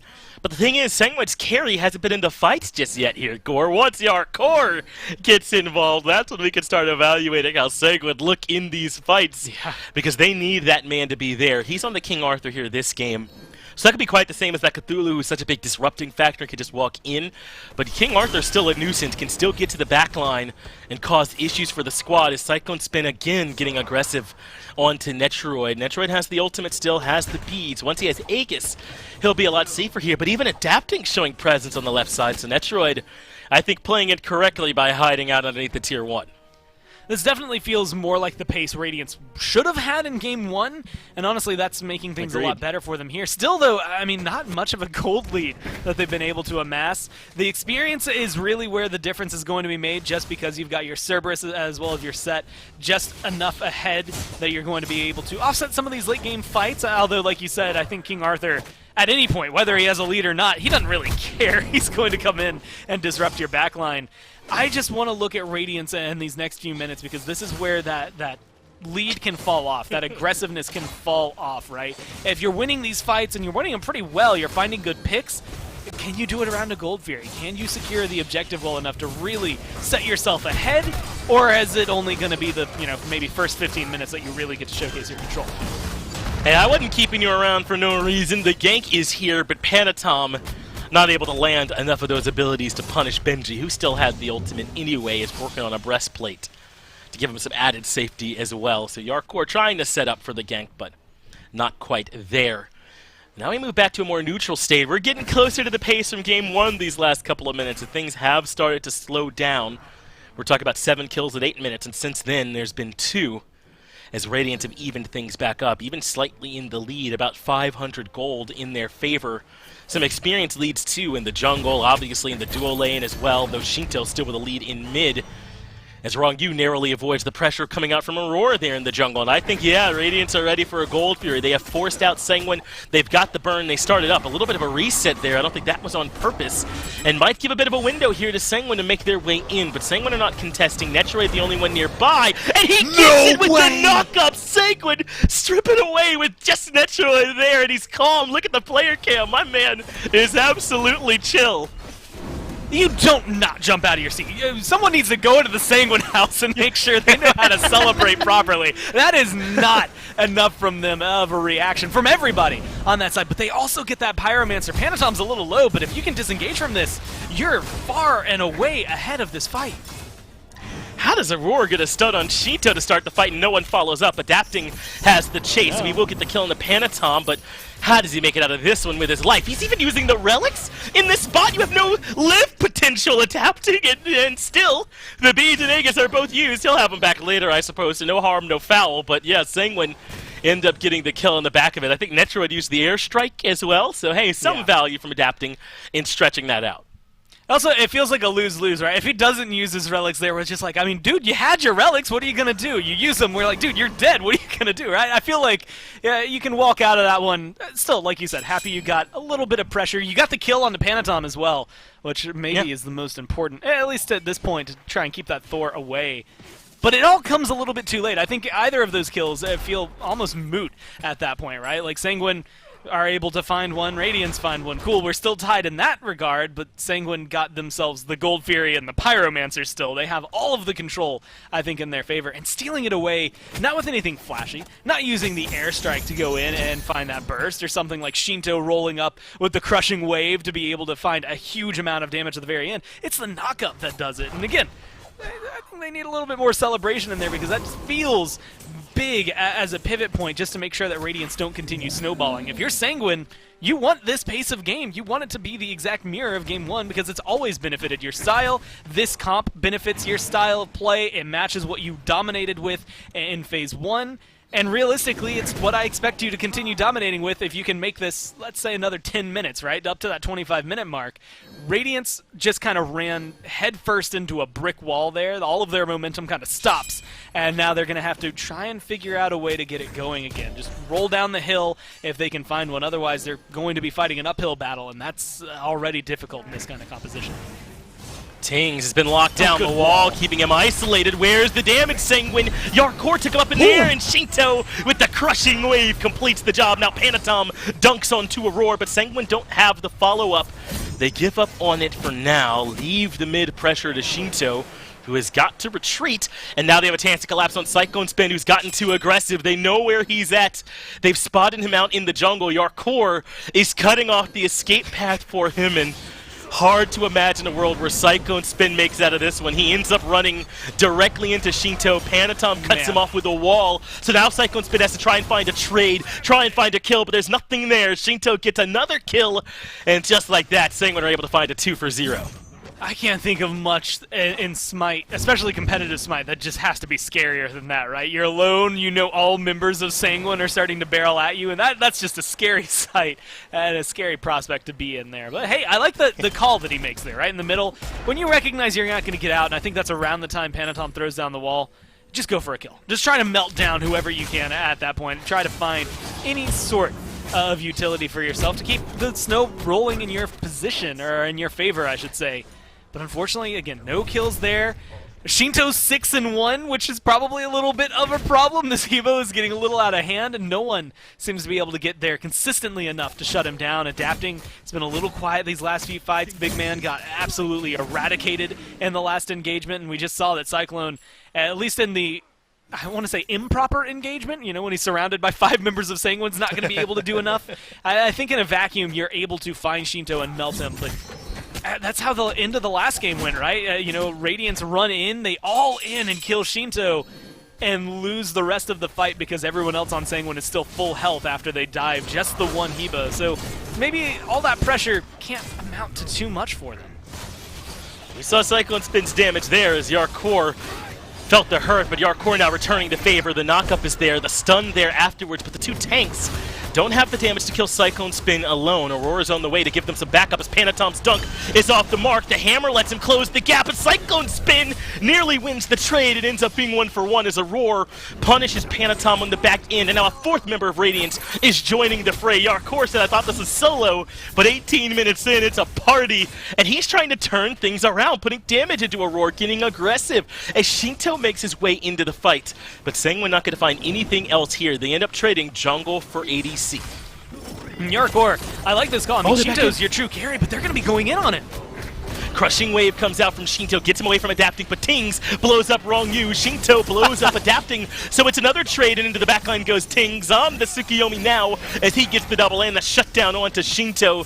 Yarkor avoids getting pulled, finds the two-man stun, and is still looking to find a way to trade favorably, but he's been pulled in. He ends up falling as Netroid, elsewhere on the map, burns down the Fury. I mean, I think it's still a little worthwhile. Like, ultimately, you watch as Radiance come in and get a lot of kills, but Gold Fury definitely gives the gold lead over to Sanguine. Plus, they hold their own. They get a lot of damage. It's not like Radiance can really pick up a Pyromancer or even a Fire Giant after all of those wins. Even though they're on the right-hand side of the map, they narrowly get that tower going in their favor, and they drop every ult that they need to just to try and kill Shinto. I mean, there were 2 Tsukuyomi ults dropped just to kill 1 Hebo.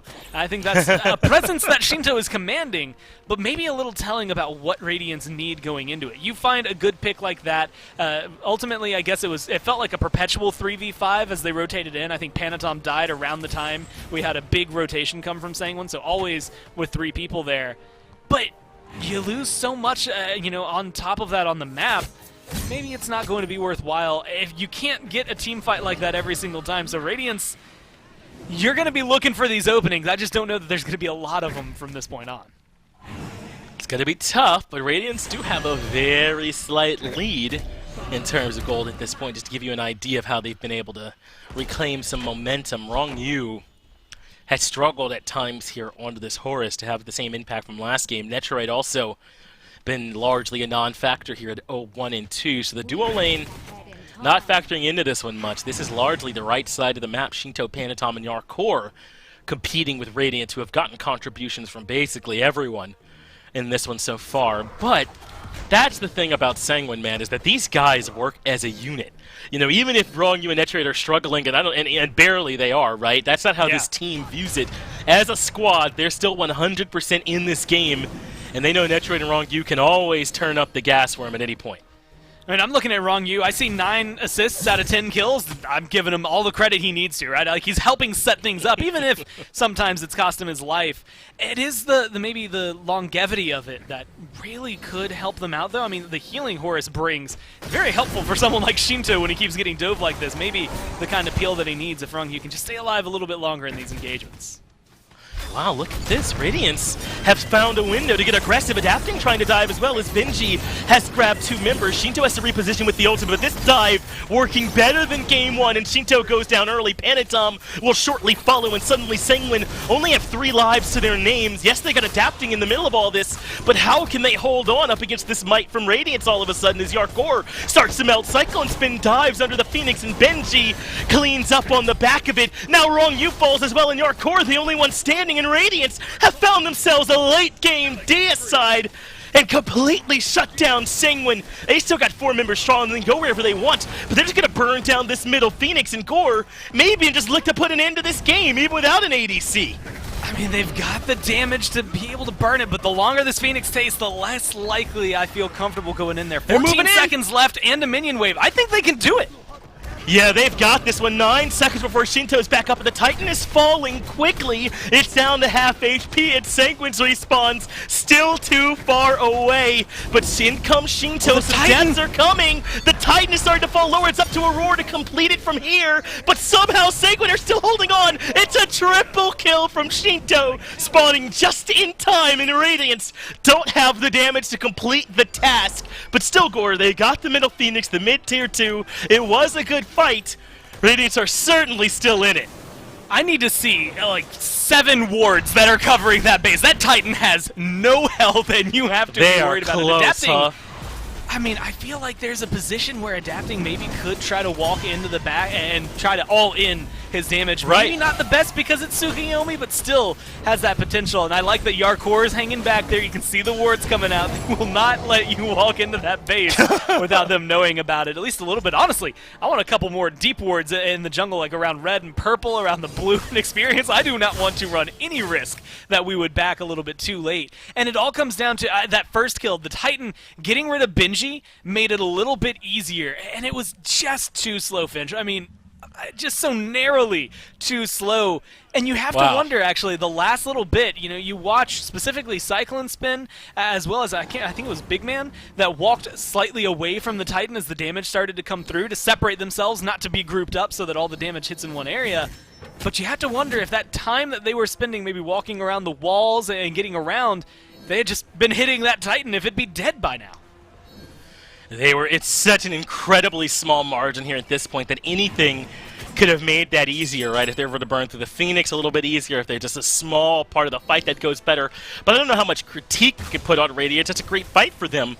Now, Gore, I'm wondering, do you think there's any chance that Radiance try to pull off a drop ship if they have Tings turn into the Horus, they sneak in, Cyclone Spin is sneaking up all on his lonesome. He'll run into a ward, so they'll know he's there, but can they get back in time to stop him is the question. They know for sure that Cyclone Spin is here now, but they've got to hurry. Yarkor backed. He'll be able to interrupt them. The knockup is here to stop it, and Cyclone Spin does get stuffed. Panatom comes in with the ultimate as well to try and push Cyclone Spin away, so Sanguine do enough to keep Radiance at bay for now, but now they're right outside the gates. They could just storm in if they want to, and I think that's what Radiance are thinking about. Benji goes in first. Tings turns into the Thor. He dunks onto the Titan and starts to crush it, but he ends up getting stuffed, and the Titan gets a bit of a reset. Aurora's made his way in now, too, but Shinto gets the kill onto him. They don't have the damage. Shinto gets a double Sanguine, completely stuff Radiance right at the gates and keep him out of the Titan room.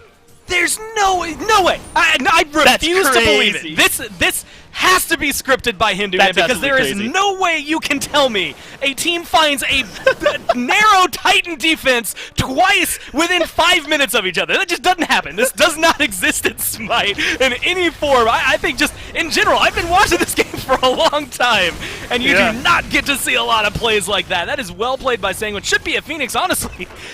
That is just good control from them with a Fire Giant on their belts as well.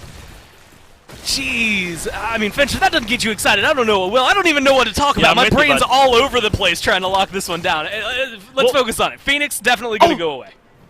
Well, yeah, the Phoenix will definitely fall. Cyclone Spin is still in the jungle, but they send Panatom back. No way that he'll be able to sneak his way in. Now, when a god aggroes the Titan, Gore, and they end up having to, like, leash it to give that aggro back up, the Titan can reset a bit in that window. So Radiance kind of coming in one at a time and re-dropping the Titan aggro gave some room for it to recover. And now the mid-Phoenix is back up as well. The Titan is starting to heal. I think Sanguine are through the worst of it. I mean, they're still in a very precarious position, but like you said, I mean, you get that kind of... Look, you defend a Titan like that, I think you can defend a Phoenix any day, right? I mean, that's easy mode compared to that, even if it's so easily taken down at this point because it's weakened. But it's going to be difficult, like you said, for Radiance to maybe re-engage this. Also a 4K gold lead now in favor of Sanguine, so they're getting items online, all their upgraded relics. I mean, 4 of them, look at that. Upgraded shells on their side to make sure that Adapting, Cyclone, anybody on the side of Radiance aren't going to be able to hit them that often, that hard. And it's just going to open up the conversation. Fire Giant still a really big difference maker here. About a minute left before it will respawn. About 5 seconds left before it disappears here for Sanguine. But they've got control of the map. They've got a win condition as well, very similar to what Radiance just had. That middle Phoenix is gone. It doesn't matter that the other 3 are available. They have the damage, but if they can make it in there, they can end the game. So it's up to Radiance now, honestly. It feels like they're the ones who are left defending. They are. They're in a tough position here at this point. And here's the thing, Gore. We see Big Man Tings turn into the Thor, I believe, and he ults into the Titan that way. And I had just been saying, I mean, I'm not saying that if you horizontal in there that you win for sure, but if everyone gets in there at once, it's a lot different as opposed to you all going in individually and or 2 at a time and ended up resetting it. So, I mean, that's something to think about if maybe that approach is different here for Radiance. If that nets them a different result, it's really hard to say. I'm not so sure that it does, but we know for sure Thor ulting didn't work, huh? As Yarkor moves in here early. Panatom looking for a dunk as well, as adapting now underneath the tier 1 tower, but he took away more damage than bargained for. Gore, and Panatom ends up getting the first kill of the fight. I mean, this is just well played. Now Aurora looking to get locked down. They do return Netroid, so far keeping it 1-for-1, Finch, but I don't know if it's going to be enough. Big Man Tings comes in using the Tsukiyomi ultimate that does get rid of Shinto, but Panatom is able to find 2. The wall sets up for a 2-man knockup, but it's still not enough, and Cyclone Spin is turning this fight around for Radiance. They may have stumbled earlier on, but could this be the fight that opens the door back up for them? It's just the front line that I lauded earlier on today, trying to keep this game going for Sanguine, as now they have Wrong Yu locked down at the back of the fight, but he dashes the minions, stays alive. In comes Cyclone Spin, completing the kill, and Yarkor has to keep everybody out. He has no backup for another 20 seconds until Netroid gets here, but Radiance are over at the right tier 2, burning that down. It's not a base siege, and Sanguine can breathe easy yet again. They're looking towards the objectives that caused them the most trouble, Finch. We don't often get to talk about this, but I mean, 3 towers still standing when Radiance went in twice on the Titan there, and both times it's just a sliver of help away from being able to get killed. It comes down to the 3 towers that were standing. Take care of that tier 2 while you have the opportunity. Like you said, there was only really 20 seconds left, so even trying to get in there potentially to end is dangerous, right? You have 3 people, maybe not the most damage dealing as well, because it's Benji, Aurora, and Cyclone. That trying to kill the Titan there doesn't feel as worthwhile. But it showcases that they're not out of it, right? They just lost a couple of fights that didn't go their way. Sanguine are just keeping things maybe at pace, even overall with Radiance. But they still have a lot of control and a lot to say about the rest of this game. Well, the Fire Giant's low. Panatom can't get the dunk on someone, then they're CC immune, but Sanguine secure the Fire Giant. Adapting falls again. That's twice in a row that his backline dive has gotten stuffed. Tings turns into the Cerberus in the middle of this fight, and now he's just kind of wandering around. He does find the ultimate, and that does collect 1 member. Psycho Smash, he gets a double kill to help Radiance turn this fight around. The Fire Giant goes to Sanguine, but they lose it off Panatom and Shinto instantly, and now Yarkor is in the middle of 3. Gets some backup coming in from Wrong Yu, and Tings ends up going down. Cyclone Spin looking to trade this one back out as well, Netroid. And again, it's the front line for Sanguine getting it done, but you're right, Netroid has made his way into the fight now as the knockup comes through from Wrong Yu in the back of the fight. But where's Netroid? He's still not putting any damage here into this fight as he's afraid to engage. Yeah, he's just a little too low. He can't go into a 1v1, although he's going to try it now. I don't know if this is the call. What? You have to have someone nearby. They unfortunately don't get Cyclone Spin, who right now is maybe my MVP for Radiance, right? He's the one keeping them alive. He's keeping him in it. Looks like they might get something else here, though. Netroid's still low. This is precarious. It is. Netroid now trying to find his last bit of damage at the end of the fight does end up cleaning up that kill onto Aurora on the tail end of this one. How different are these 2 games, though, Gore? The first game, 7 kills through 26 minutes, and now 45 kills in 30 minutes. I mean, the pace could not be more different, and Sanguine have managed to find a way to respond in both games. And both teams have weakened mid-Phoenixes. Both teams have both towers and dual lanes for whatever reason that is. So they're keeping it equal as far as they can. Netroid, though, in a little bit of trouble. Again, if you can kill Cyclone Spin, I think you honestly might just win the game here. And that could be the biggest pick for Sanguine. Netroid is able to escape the damage. Panatom dunks at the back, and now he's stuck around 4 members. Certainly dead in that spot. That wasn't it, Chief, and Big Man Tings gets the kill. So now Sanguine are going to defend a little bit here. They've still got Fire Giant on 3 members. Radiance maybe want to think about trying to move somewhere else along this map, clean up those towers you mentioned over in the long lane, perhaps. That'd be the best place to, I think, start leveling things out. You want an easy Titan to kill. Those are the last things that you really need to knock down. The fact that they're still standing, even a tier 1 at 32 minutes, is pretty remarkable. Cyclone Spin, as long as he pushes up a wave, maybe 2 over here, should have an advantage. And there's no Oni Fury that's spawning up. Sanguine's gotten everything that's spawned over there. It's going to be a Primal Fury that comes up next. And both not fires. necessarily a whole lot. And yeah, like you said, both fires as well. 3 of them still have that. It feels like Radiance, again, if you can control Cyclone Spin at the beginning of a fight, which unfortunately does have to mean ignoring someone like Adapting and Big Man Tings, who have regularly been diving onto Shinto, You get rid of that set, that's where a lot of their damage is. I mean, he's 7-3 and 6. Kill him off, then get rid of Tings, and I think the rest of it just becomes an easy domino effect for Sanguine. It's a lot of pieces of the dive here from Radiance, and their staggered engage, where adapting, then Tings, then Cyclone go in, has worked to keep them in this one. It got them onto the Titan and very nearly killed it earlier. They just could not finish the job, as Radiance will take, well, and they'll at least start up this Primal Fury. I don't want to get ahead of myself, as Sanguine are right here to contest this time here, Gord. They're not going to let them take the objective for free.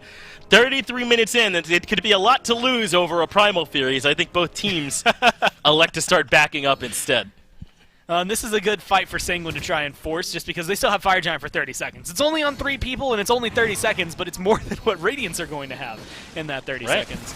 So you can try to barrel it down. You at least trade out Tier 1 for Tier 1 over here. You're maintaining your gold lead, although, I mean, Finch, again, 33 minutes in, it's only 2,000. It's nothing. It means literally nothing at this point with the builds. It's just the difference of who can sell their boots first. And realistically, that might not make a big swing because you don't have enough gold individually on the side of Sanguine to really buy a next Tier 3 item once you sell them. So even now, I think Radiance are in a brilliant position to keep this going, and Sanguine have to be careful. Well, they are going to be looking to have this late-game team fight near Primal. It's the kind of thing that I'll never sign up for, but these two teams recognize how important giving up these objectives can be at this neutral state in the game, and Rong Yu has taken a lot of poke here at this point. Now take a look at all these relics, all these ults. They're all available, everyone coming into this fight comfortably, and I think Sanguine electing to be the bigger man here, just give up the objective and leave, and Radiance will take the Primal Fury, and hey, it's not the end of the world by any means at all. Sanguine are certainly still fine in this one. Yeah, at this point, it's not like you're losing a massive gold lead, because again, there isn't a massive gold lead for either squad. So yeah, let them have a little bit. You can then group up for something that's maybe a little more important. You are setting now, not just for the Pyromancer, but Fire Giant, spawning in about 5 seconds. It's going to be able to land, and Aurora has to be over here. You have to have someone who's ready to play defense, because otherwise Sanguine could just walk away with both objectives. Good reset there from Sanguine, and Aurora ends up wasting the ultimate. That ultimate's pretty valuable. I mean, the damage obviously not as impactful now, but the CC immunity he gets right when he's casting it is nice too. And Aurora got to wait a little while till that's up, though. He's got a decent amount of CDR, so not the biggest deal, as Sanguine are all here in Chillingore, ready for this next EFG fight. This could be it, man. This could be everything about this game with the way that this fight goes. Radiance twice have been at the doorstep of victory, and Sanguine twice have forced them away. Can it happen one more time? As Sanguine elect to reset the Fire Giant and maybe let Radiance be the ones pulling it. And they're in a good position right now. Again, it's just watching for silence. Oh, no. But Big Man Teens is getting into the back. Same thing for adapting. That could cause a lot of trouble for Shinto and Netrioid. Yeah, Shinto's already had to use the beads. That was Aurora's aggression that forced it. Panatom dunks adapting, but Rong Yu is the one that's looking hurt. He gets back to safety and chills for a minute as Benji steps forward. Benji gets the pull, but only on a Netroid. Now the wall keeps Benji pinned. Yarkor cannot complete the job by himself, so Sanguine and Radiance both looking to take a reset. I mean, same amount of damage realistically dealt by both teams. I think a little more of a reset necessary from Sanguine. Luckily, Netrioid's reset is literally nothing. It means nothing because of Jingwei's passive. He's going to be back in no time. But they force, again, I think for Radiance, maybe the bigger win because they stop Sanguine from getting that Fire Giant. They're in a position where if you win the fight, you win the game. But realistically, you just need to make sure that this buff isn't taken with ease on the side of Sanguine, because they're going to be willing to start it up willy-nilly every single time. You just have to be in position to get aggressive and get rid of Shinto and Netrioid. They're the two ones on Sanguine to try and break down. Benji's been trying to get back there. Adapting tried to get back there. Sanguine are just playing very reactionary. They recognize the flow of the fight well from Radiance, and they've been reading it so that no one's been able to pressure them out. Cyclone Spin pushing up the mid-wave. Still no beads for Shinto for another 50 seconds as well. But no relics for adapting either if he wants to get involved. Aurora pulls in Yarkor at the start of the fight, who uses the beads, and now he's sitting on top of Tings. Panatom comes in as well, and Aurora might have pulled Death towards his backliner instead of helping. And that is Tings falling early, but in the backline, Sanguine's in trouble too. Wrong Yu shows up though, and Shinto gets the help he needs. Netroid gets his ultimate off in time as well, but Cyclone Spin does complete the kill onto Shinto near the right side of the fight, but adapting too low in the back of the fight and falls. Panatom will join him shortly. Both mid-jungles have been removed, leaving just the ADC in the front lines left to battle on both sides. Netroid has rejoined the fight. He's full HP, and Cyclone Spin is the opposite. He's low and forced to retreat. Another largely even neutral fight here going. Both teams maybe just chilling. Man, I want to say because of Netroid's positioning and specifically his life bar. No with way! Yarkor getting aggressive, he's going to continue chasing this. They might still be able to find Cyclone Spin, although no mana. It's a long call for Yarkor to try and make that one. I almost think they could pressure out the Fire Giant here. Honestly, I think having Jingwei available gives you a little bit more of an advantage, but it looks like instead, again, they'll play it safe, they'll play it patient. It is Sanguine. They're not always going to hold W. And they're in a good position to try and set up for an Oni Fear. A minute away, it's one of their favorites to be able to pick up. I think everyone's favorite, especially 38 minutes into the game to try and scoop. It could change the pace of this game having that pressure across all three lanes. Look at those player damage charts, though. When they were up, Yarkor and Cyclone Spin are separated by not even 1,000 damage. Look at it, man. 500 Wow. across the game is the difference in a King Arthur and a Set. Now, likely, it should be harder for Yarkor to keep up at this point when Set outputs so much more, but that's been the impact that Yarkor has had. Aggro said on the desk that the choice between King Arthur and Cthulhu for Yarkor is really no choice at all. The man is a menace on both picks. Yeah, and already, again, 2-2 and 15. He's 17 out of the 25 kills that he's been able to effect. He was a huge portion of it, and even now he's a big amount of their lockdown to help keep either the backline safe or the front line going. I think that's going to cause some trouble. I think Radiance even want to be able to try and find him. Looks like fire has been reset. Aurora pushing forward as Yarkor's down to half. Panatom goes up. Needs a big dunk. Some of the last ones have not been impactful, but I don't know if there's a valuable one here. He goes for Aurora instead. Dunk lands, but Aurora makes it out of it A-okay. He's low, but certainly still alive and can certainly still fight with his squad. Sanguine, on the other hand, are completely retreating at this point. Yarkor, Wrong Yu, and Panatom all hurt. Well, look at Cyclone Spin, though. He's over here. I was expecting him to maybe try and start up the Fury, but it looks like instead it forced Wrong Yu to ult. They're going to be trying to go in over here. They might be able to find a pick if they position this properly.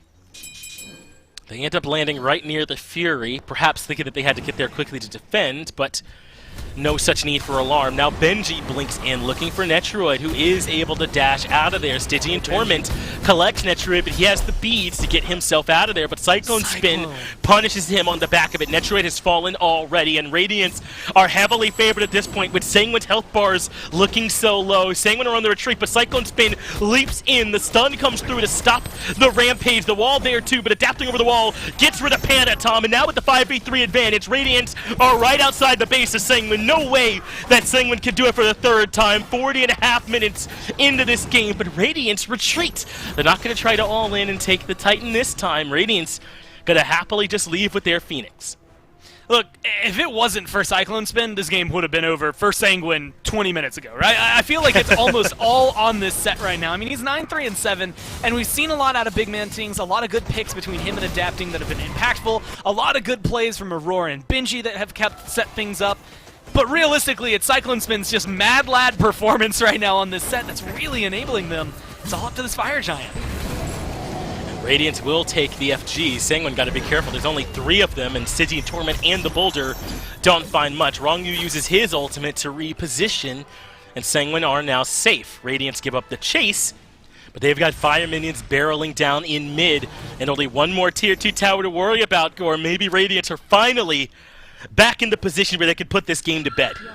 Yeah, they'll get an Oni Fury, like you said, 1 tier 2 to deal with, although minion pressure on left and right in favor of Sanguine, so they're going to have to clear up some of these waves to really dive deep. Although, at this point, Aurora and Benji probably don't care about the damage that a tier 2 is going to deal to them. It does just open up Sanguine, though, for, again, a window of opportunity. Maybe just a small one, but something that they could turn against Radiance. So I like the call to slow it down. And honestly, if I'm Radiance, even with a full Deicide, I'm a little nervous going into that Titan room. It's one thing to go in there, fail once, but to go in there and fail twice, Unless they are dead for a minute each, you're still a little timid. Even if they have 30 seconds out before anyone respawns, I think you're a little worried running in there. Maybe relieved at that point that you finally get to end it. Because like you said, now 52 kills in the 42 minutes of play. And a lot of it has been this constant push and pull, I would say. Panatom, depending on where his ults go, but it's Shinto versus Cyclone Spin, right? If Shinto stays alive and his damage is applied, it's incredibly solid and helpful for the team. But Cyclone Spin is typically, so far, getting into the backline, decimating Panatom and Netrioid, and causing a lot of trouble. And Netrioid, like, it kind of, I guess, in the one-on-one, hasn't really been doing too much in comparison. I mean, he's 2, 4, and 9, part of 11 of the kills, less than half of them. And in a lot of the moments where we've kind of expected him to go big, him to be, you know, the one to pop off next, he just hasn't. And so I'm wondering where this Jingwei is going to be in this next fight. I could certainly use some additional value from Netrioid or from either jungler. They've both struggled this game as well as Aurora's in the backline. Wrong U takes a ton of damage. Driving Strike puts him in a bad spot, and the Titan now taking damage from the few minions that have made their way in. But Panatom dunks in the Cyclone Spin. I think he's right to rethink that one. I don't know if he loves that fight, but Yarkor has grabbed Cyclone Spin, and Shinto gets the kill, and that's huge. Cyclone Spin's been everything for Radiance, and Sanguine got rid of him early this time. It took a lot of ults, but they have removed the set from the equation. Two-man wall comes through. Wrong U locks down one more member. Benji does pick up one with the Stygian Torment, but now Benji is low. Yarkor gets another. In comes the ultimate from adapting into the backline, and Big Man Tings is able to get rid of Panatom early, and Yarkor and Wrong U are both low, but Tings can't get any more damage off. Sanguine collect one more kill, and now it's just Adapting and Aurora still standing, and Adapting is on the retreat. Aurora the only one still back, and now the CC is there. The boulder can't connect, and Netrioid gets the first kill of the fight for Sanguine, and now they got the 4 for 1. Oh, but look at the fire minions, look at the damage. Even with minute-long timers, you can't go down to deal with the Titan. You're still locked away right here, having to now deal with fire minions on right as well. Oni minions over here and left. Yeah, it's going to be a lot of experience, which I guess at this point doesn't mean too much for him. But either way, it's going to be a lot, I think, for Sanguine to handle, that even though you have 70-second respawn timers, at least that's what I saw there for Cyclone Spin, you're not able to get a win. That's ridiculous, I think, to be at any point for them. And unfortunate that they weren't able to get as clean a win as they needed. Honestly, even trying to pressure out this mid Phoenix is a little questionable with all of those fire minions over there on right. This is going to be difficult for them, but Sanguine are trying to burn down this mid-Phoenix quickly while they have the opportunity. Adapting, looking for the ultimate to get to the backline. He wants to get rid of Netrioid, and he gets brought along for the ride. Adapting ends up getting the kill on the Netrioid, but he dies as well.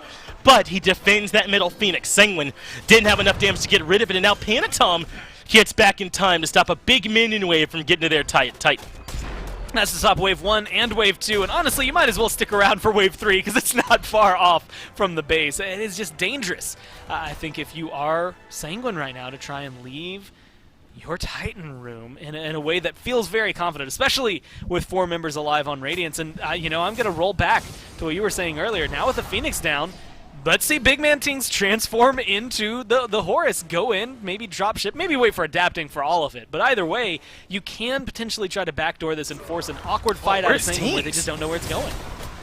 Tings is making the play onto Panatom in the right lane, very nearly has gotten the solo. Panatom turns it around. Tings got to sit down because Panatom is showing up, and now Yarkor has collected Aurora in the back of the fight. Thorns gets him out of there. They don't have the damage, but Wrong U says no. Stun. Dash in for the stun, the knock up there as well, and Shinto collects the second, and Adapting still on the kill cooldown, still waiting to respawn, as now Benji's stuck in the middle of everybody with nowhere for him to go. He has the leap, but Sanguine are keeping up the chase. They got the doggo locked down and potentially a chance for another kill. Shinto on the killing spree, and Panatom gonna lead the rest of the chase.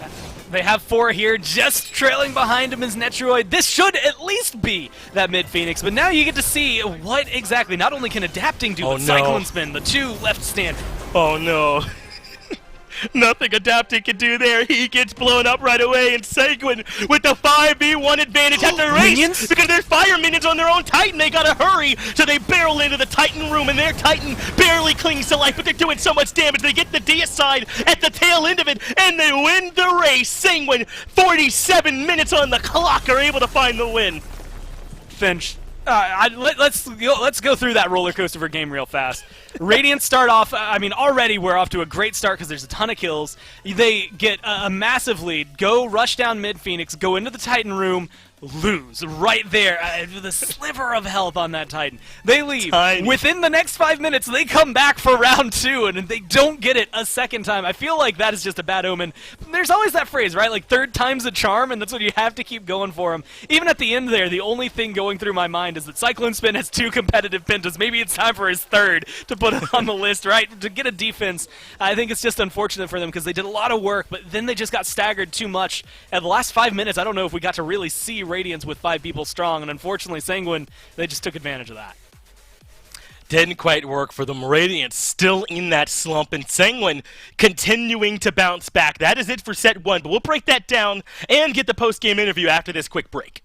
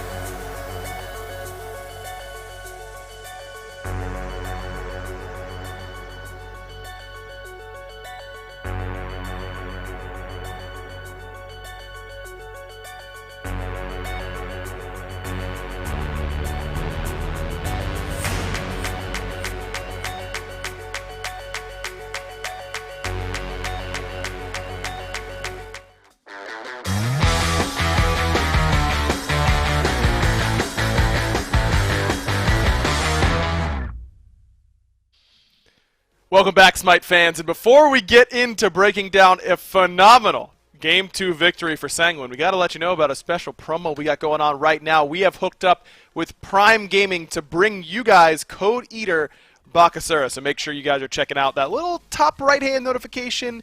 Make sure you're checking out those offers. We are in there. You can also get more information by typing !Prime in the chat. Make sure you're claiming that skin before it goes away, because if you're going to be forced into playing Bakasura because you got him in Assault, you might as well be looking good, because no one would ever pick Bakasura by their own right, I assume, if you're cool, like I am. Mifflin, maybe not so much. No, I'm cool. I'm cool. Right. Yeah, thank goodness, because I was worried there for a second. So 21 minutes in, we thought, okay, time to go do our death segment. A big turnaround win for Radiance. The Cyclone Spin, it pops off on the set. Aurora is playing lights out on the Hercules. Great win for Radiance. Let's get into Game 3. Sanguine slams the door shut. Shinto and Panatom respawn at the right time. They save their Titan with less than 200 HP. And then 25 minutes later, manage to claw their way to a 2-0 victory. It's tough, man. When the Titan survives with so little health, you just have to think to yourself, was there no way that we could have landed one more auto attack? Is there no way that someone couldn't have got one more ability off? Something along those lines. Those are the type of losses that weigh heavily on a team's mind. It's gotta be just all Shinto, though. Respawns, picks his targets properly, makes his way in there, and it just doesn't work out. And then after that, we see that Radiance say, okay, well, 200 health, we should be able to clean that up again.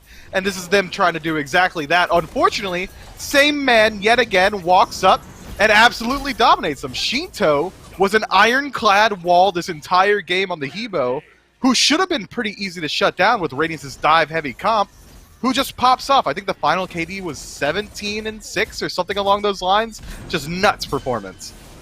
Yeah, 41k damage is pretty good, I would say, for the young mid laner there. For Sanguine, an incredible performance from him.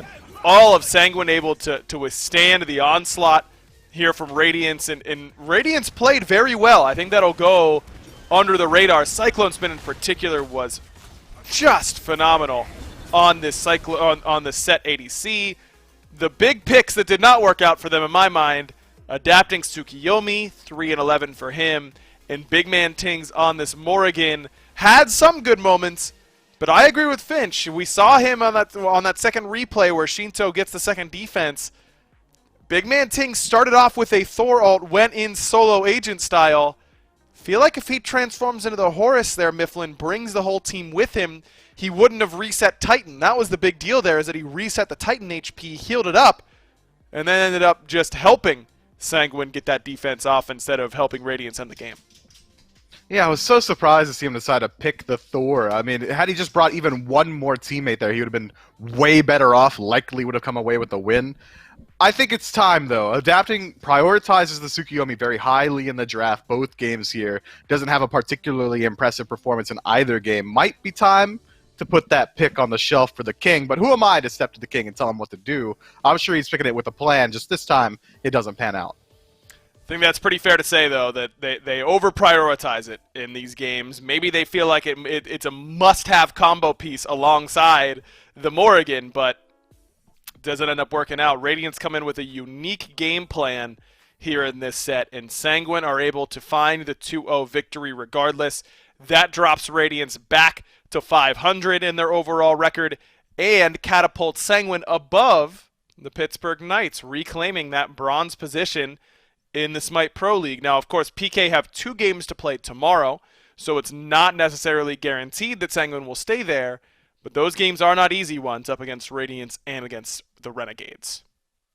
But Radiance coming off of this tough loss is going to be pretty hard for them to bounce back against. Maybe they're hoping that PK is going to be on that same downslide after a break that Radiance went on. But I think that I trust the PK boys with their strong mentals and their veteranship within the league, that they should be able to bounce back pretty quickly. So the big win here for the Sanguine boys. They find themselves back in that 3rd seed, and we've got a chance to talk to the man who made it happen, Shinto, standing by for the interview. Yeah, that's absolutely right. I'm here with the mid laner for Sanguine, coming off a big win, 2-0 here over Radiance. I'll talk about Game 1, if you can remember back to that one, Shinto. Talk to me about you all kind of responding to what was obviously some heavy dive pressure from them in Game 1. You all had the physical defense, you had the Heimdall. Was that the game plan from the beginning to deal with that dive that way? First of all, hi everyone. Hi in the chat, SMITE. Yeah, I was like, they have a Morrigan and they have 4 feet, so I'm going to straight away breastplate, and probably it's gonna be so hard to kill me. So yeah, that's why I think worked really well in the first game. They cost a lot of ability and a lot of things to kill me, and that's why we win so clean, I think. Well, they did the same thing in Game 2, right? It was another dive comp, but clearly you were still the focus, I thought, of that dive from them. They were trying to take you out of the fights early, but so many of the times you were able to come through and stay alive. Talk to me about the Titan defenses in particular, where you got a couple of multi-kills. Are the boys popping off on those? Yeah, I mean, the panic end. You cannot panic end, you know? Easy defense for me. I take it. Well, what did you think about the Morrigan ulted? We saw him Thor dunk in. Did you think it should have been the Horus ult or something like that? Or what were you all thinking about the way that they came in for those 2 end attempts? Yeah, we know she's gonna ult with Thor, but I think when we talk about it and all that, it was better with Horus. Yeah, but yeah, he landed with Thor and he get one shot by Nitro, yeah, and he reset the Titan. So I think they can end for that. And the last thing I want to ask you about, man, Rongyu and your core, they make such a wall for you guys as your frontliners. How much easier is it for you guys to play as the backliners when you have those two guys creating all the space for you up front? Yeah, I mean it's pretty easy. I mean in this match in this game they don't have ADC in both games, so Jarkor and Ronju is pretty easy game for them because nobody can kill them because they don't have ADC and a real mage to like kill frontline. So yeah, it's kind of free game for them. Well, they all popped off. The whole team looking great. Thanks for taking the time to talk to me here, Shinto. We still have a whole nother set coming for you all, though, so a real quick break. We'll be right back with plenty more SPL. Thank you.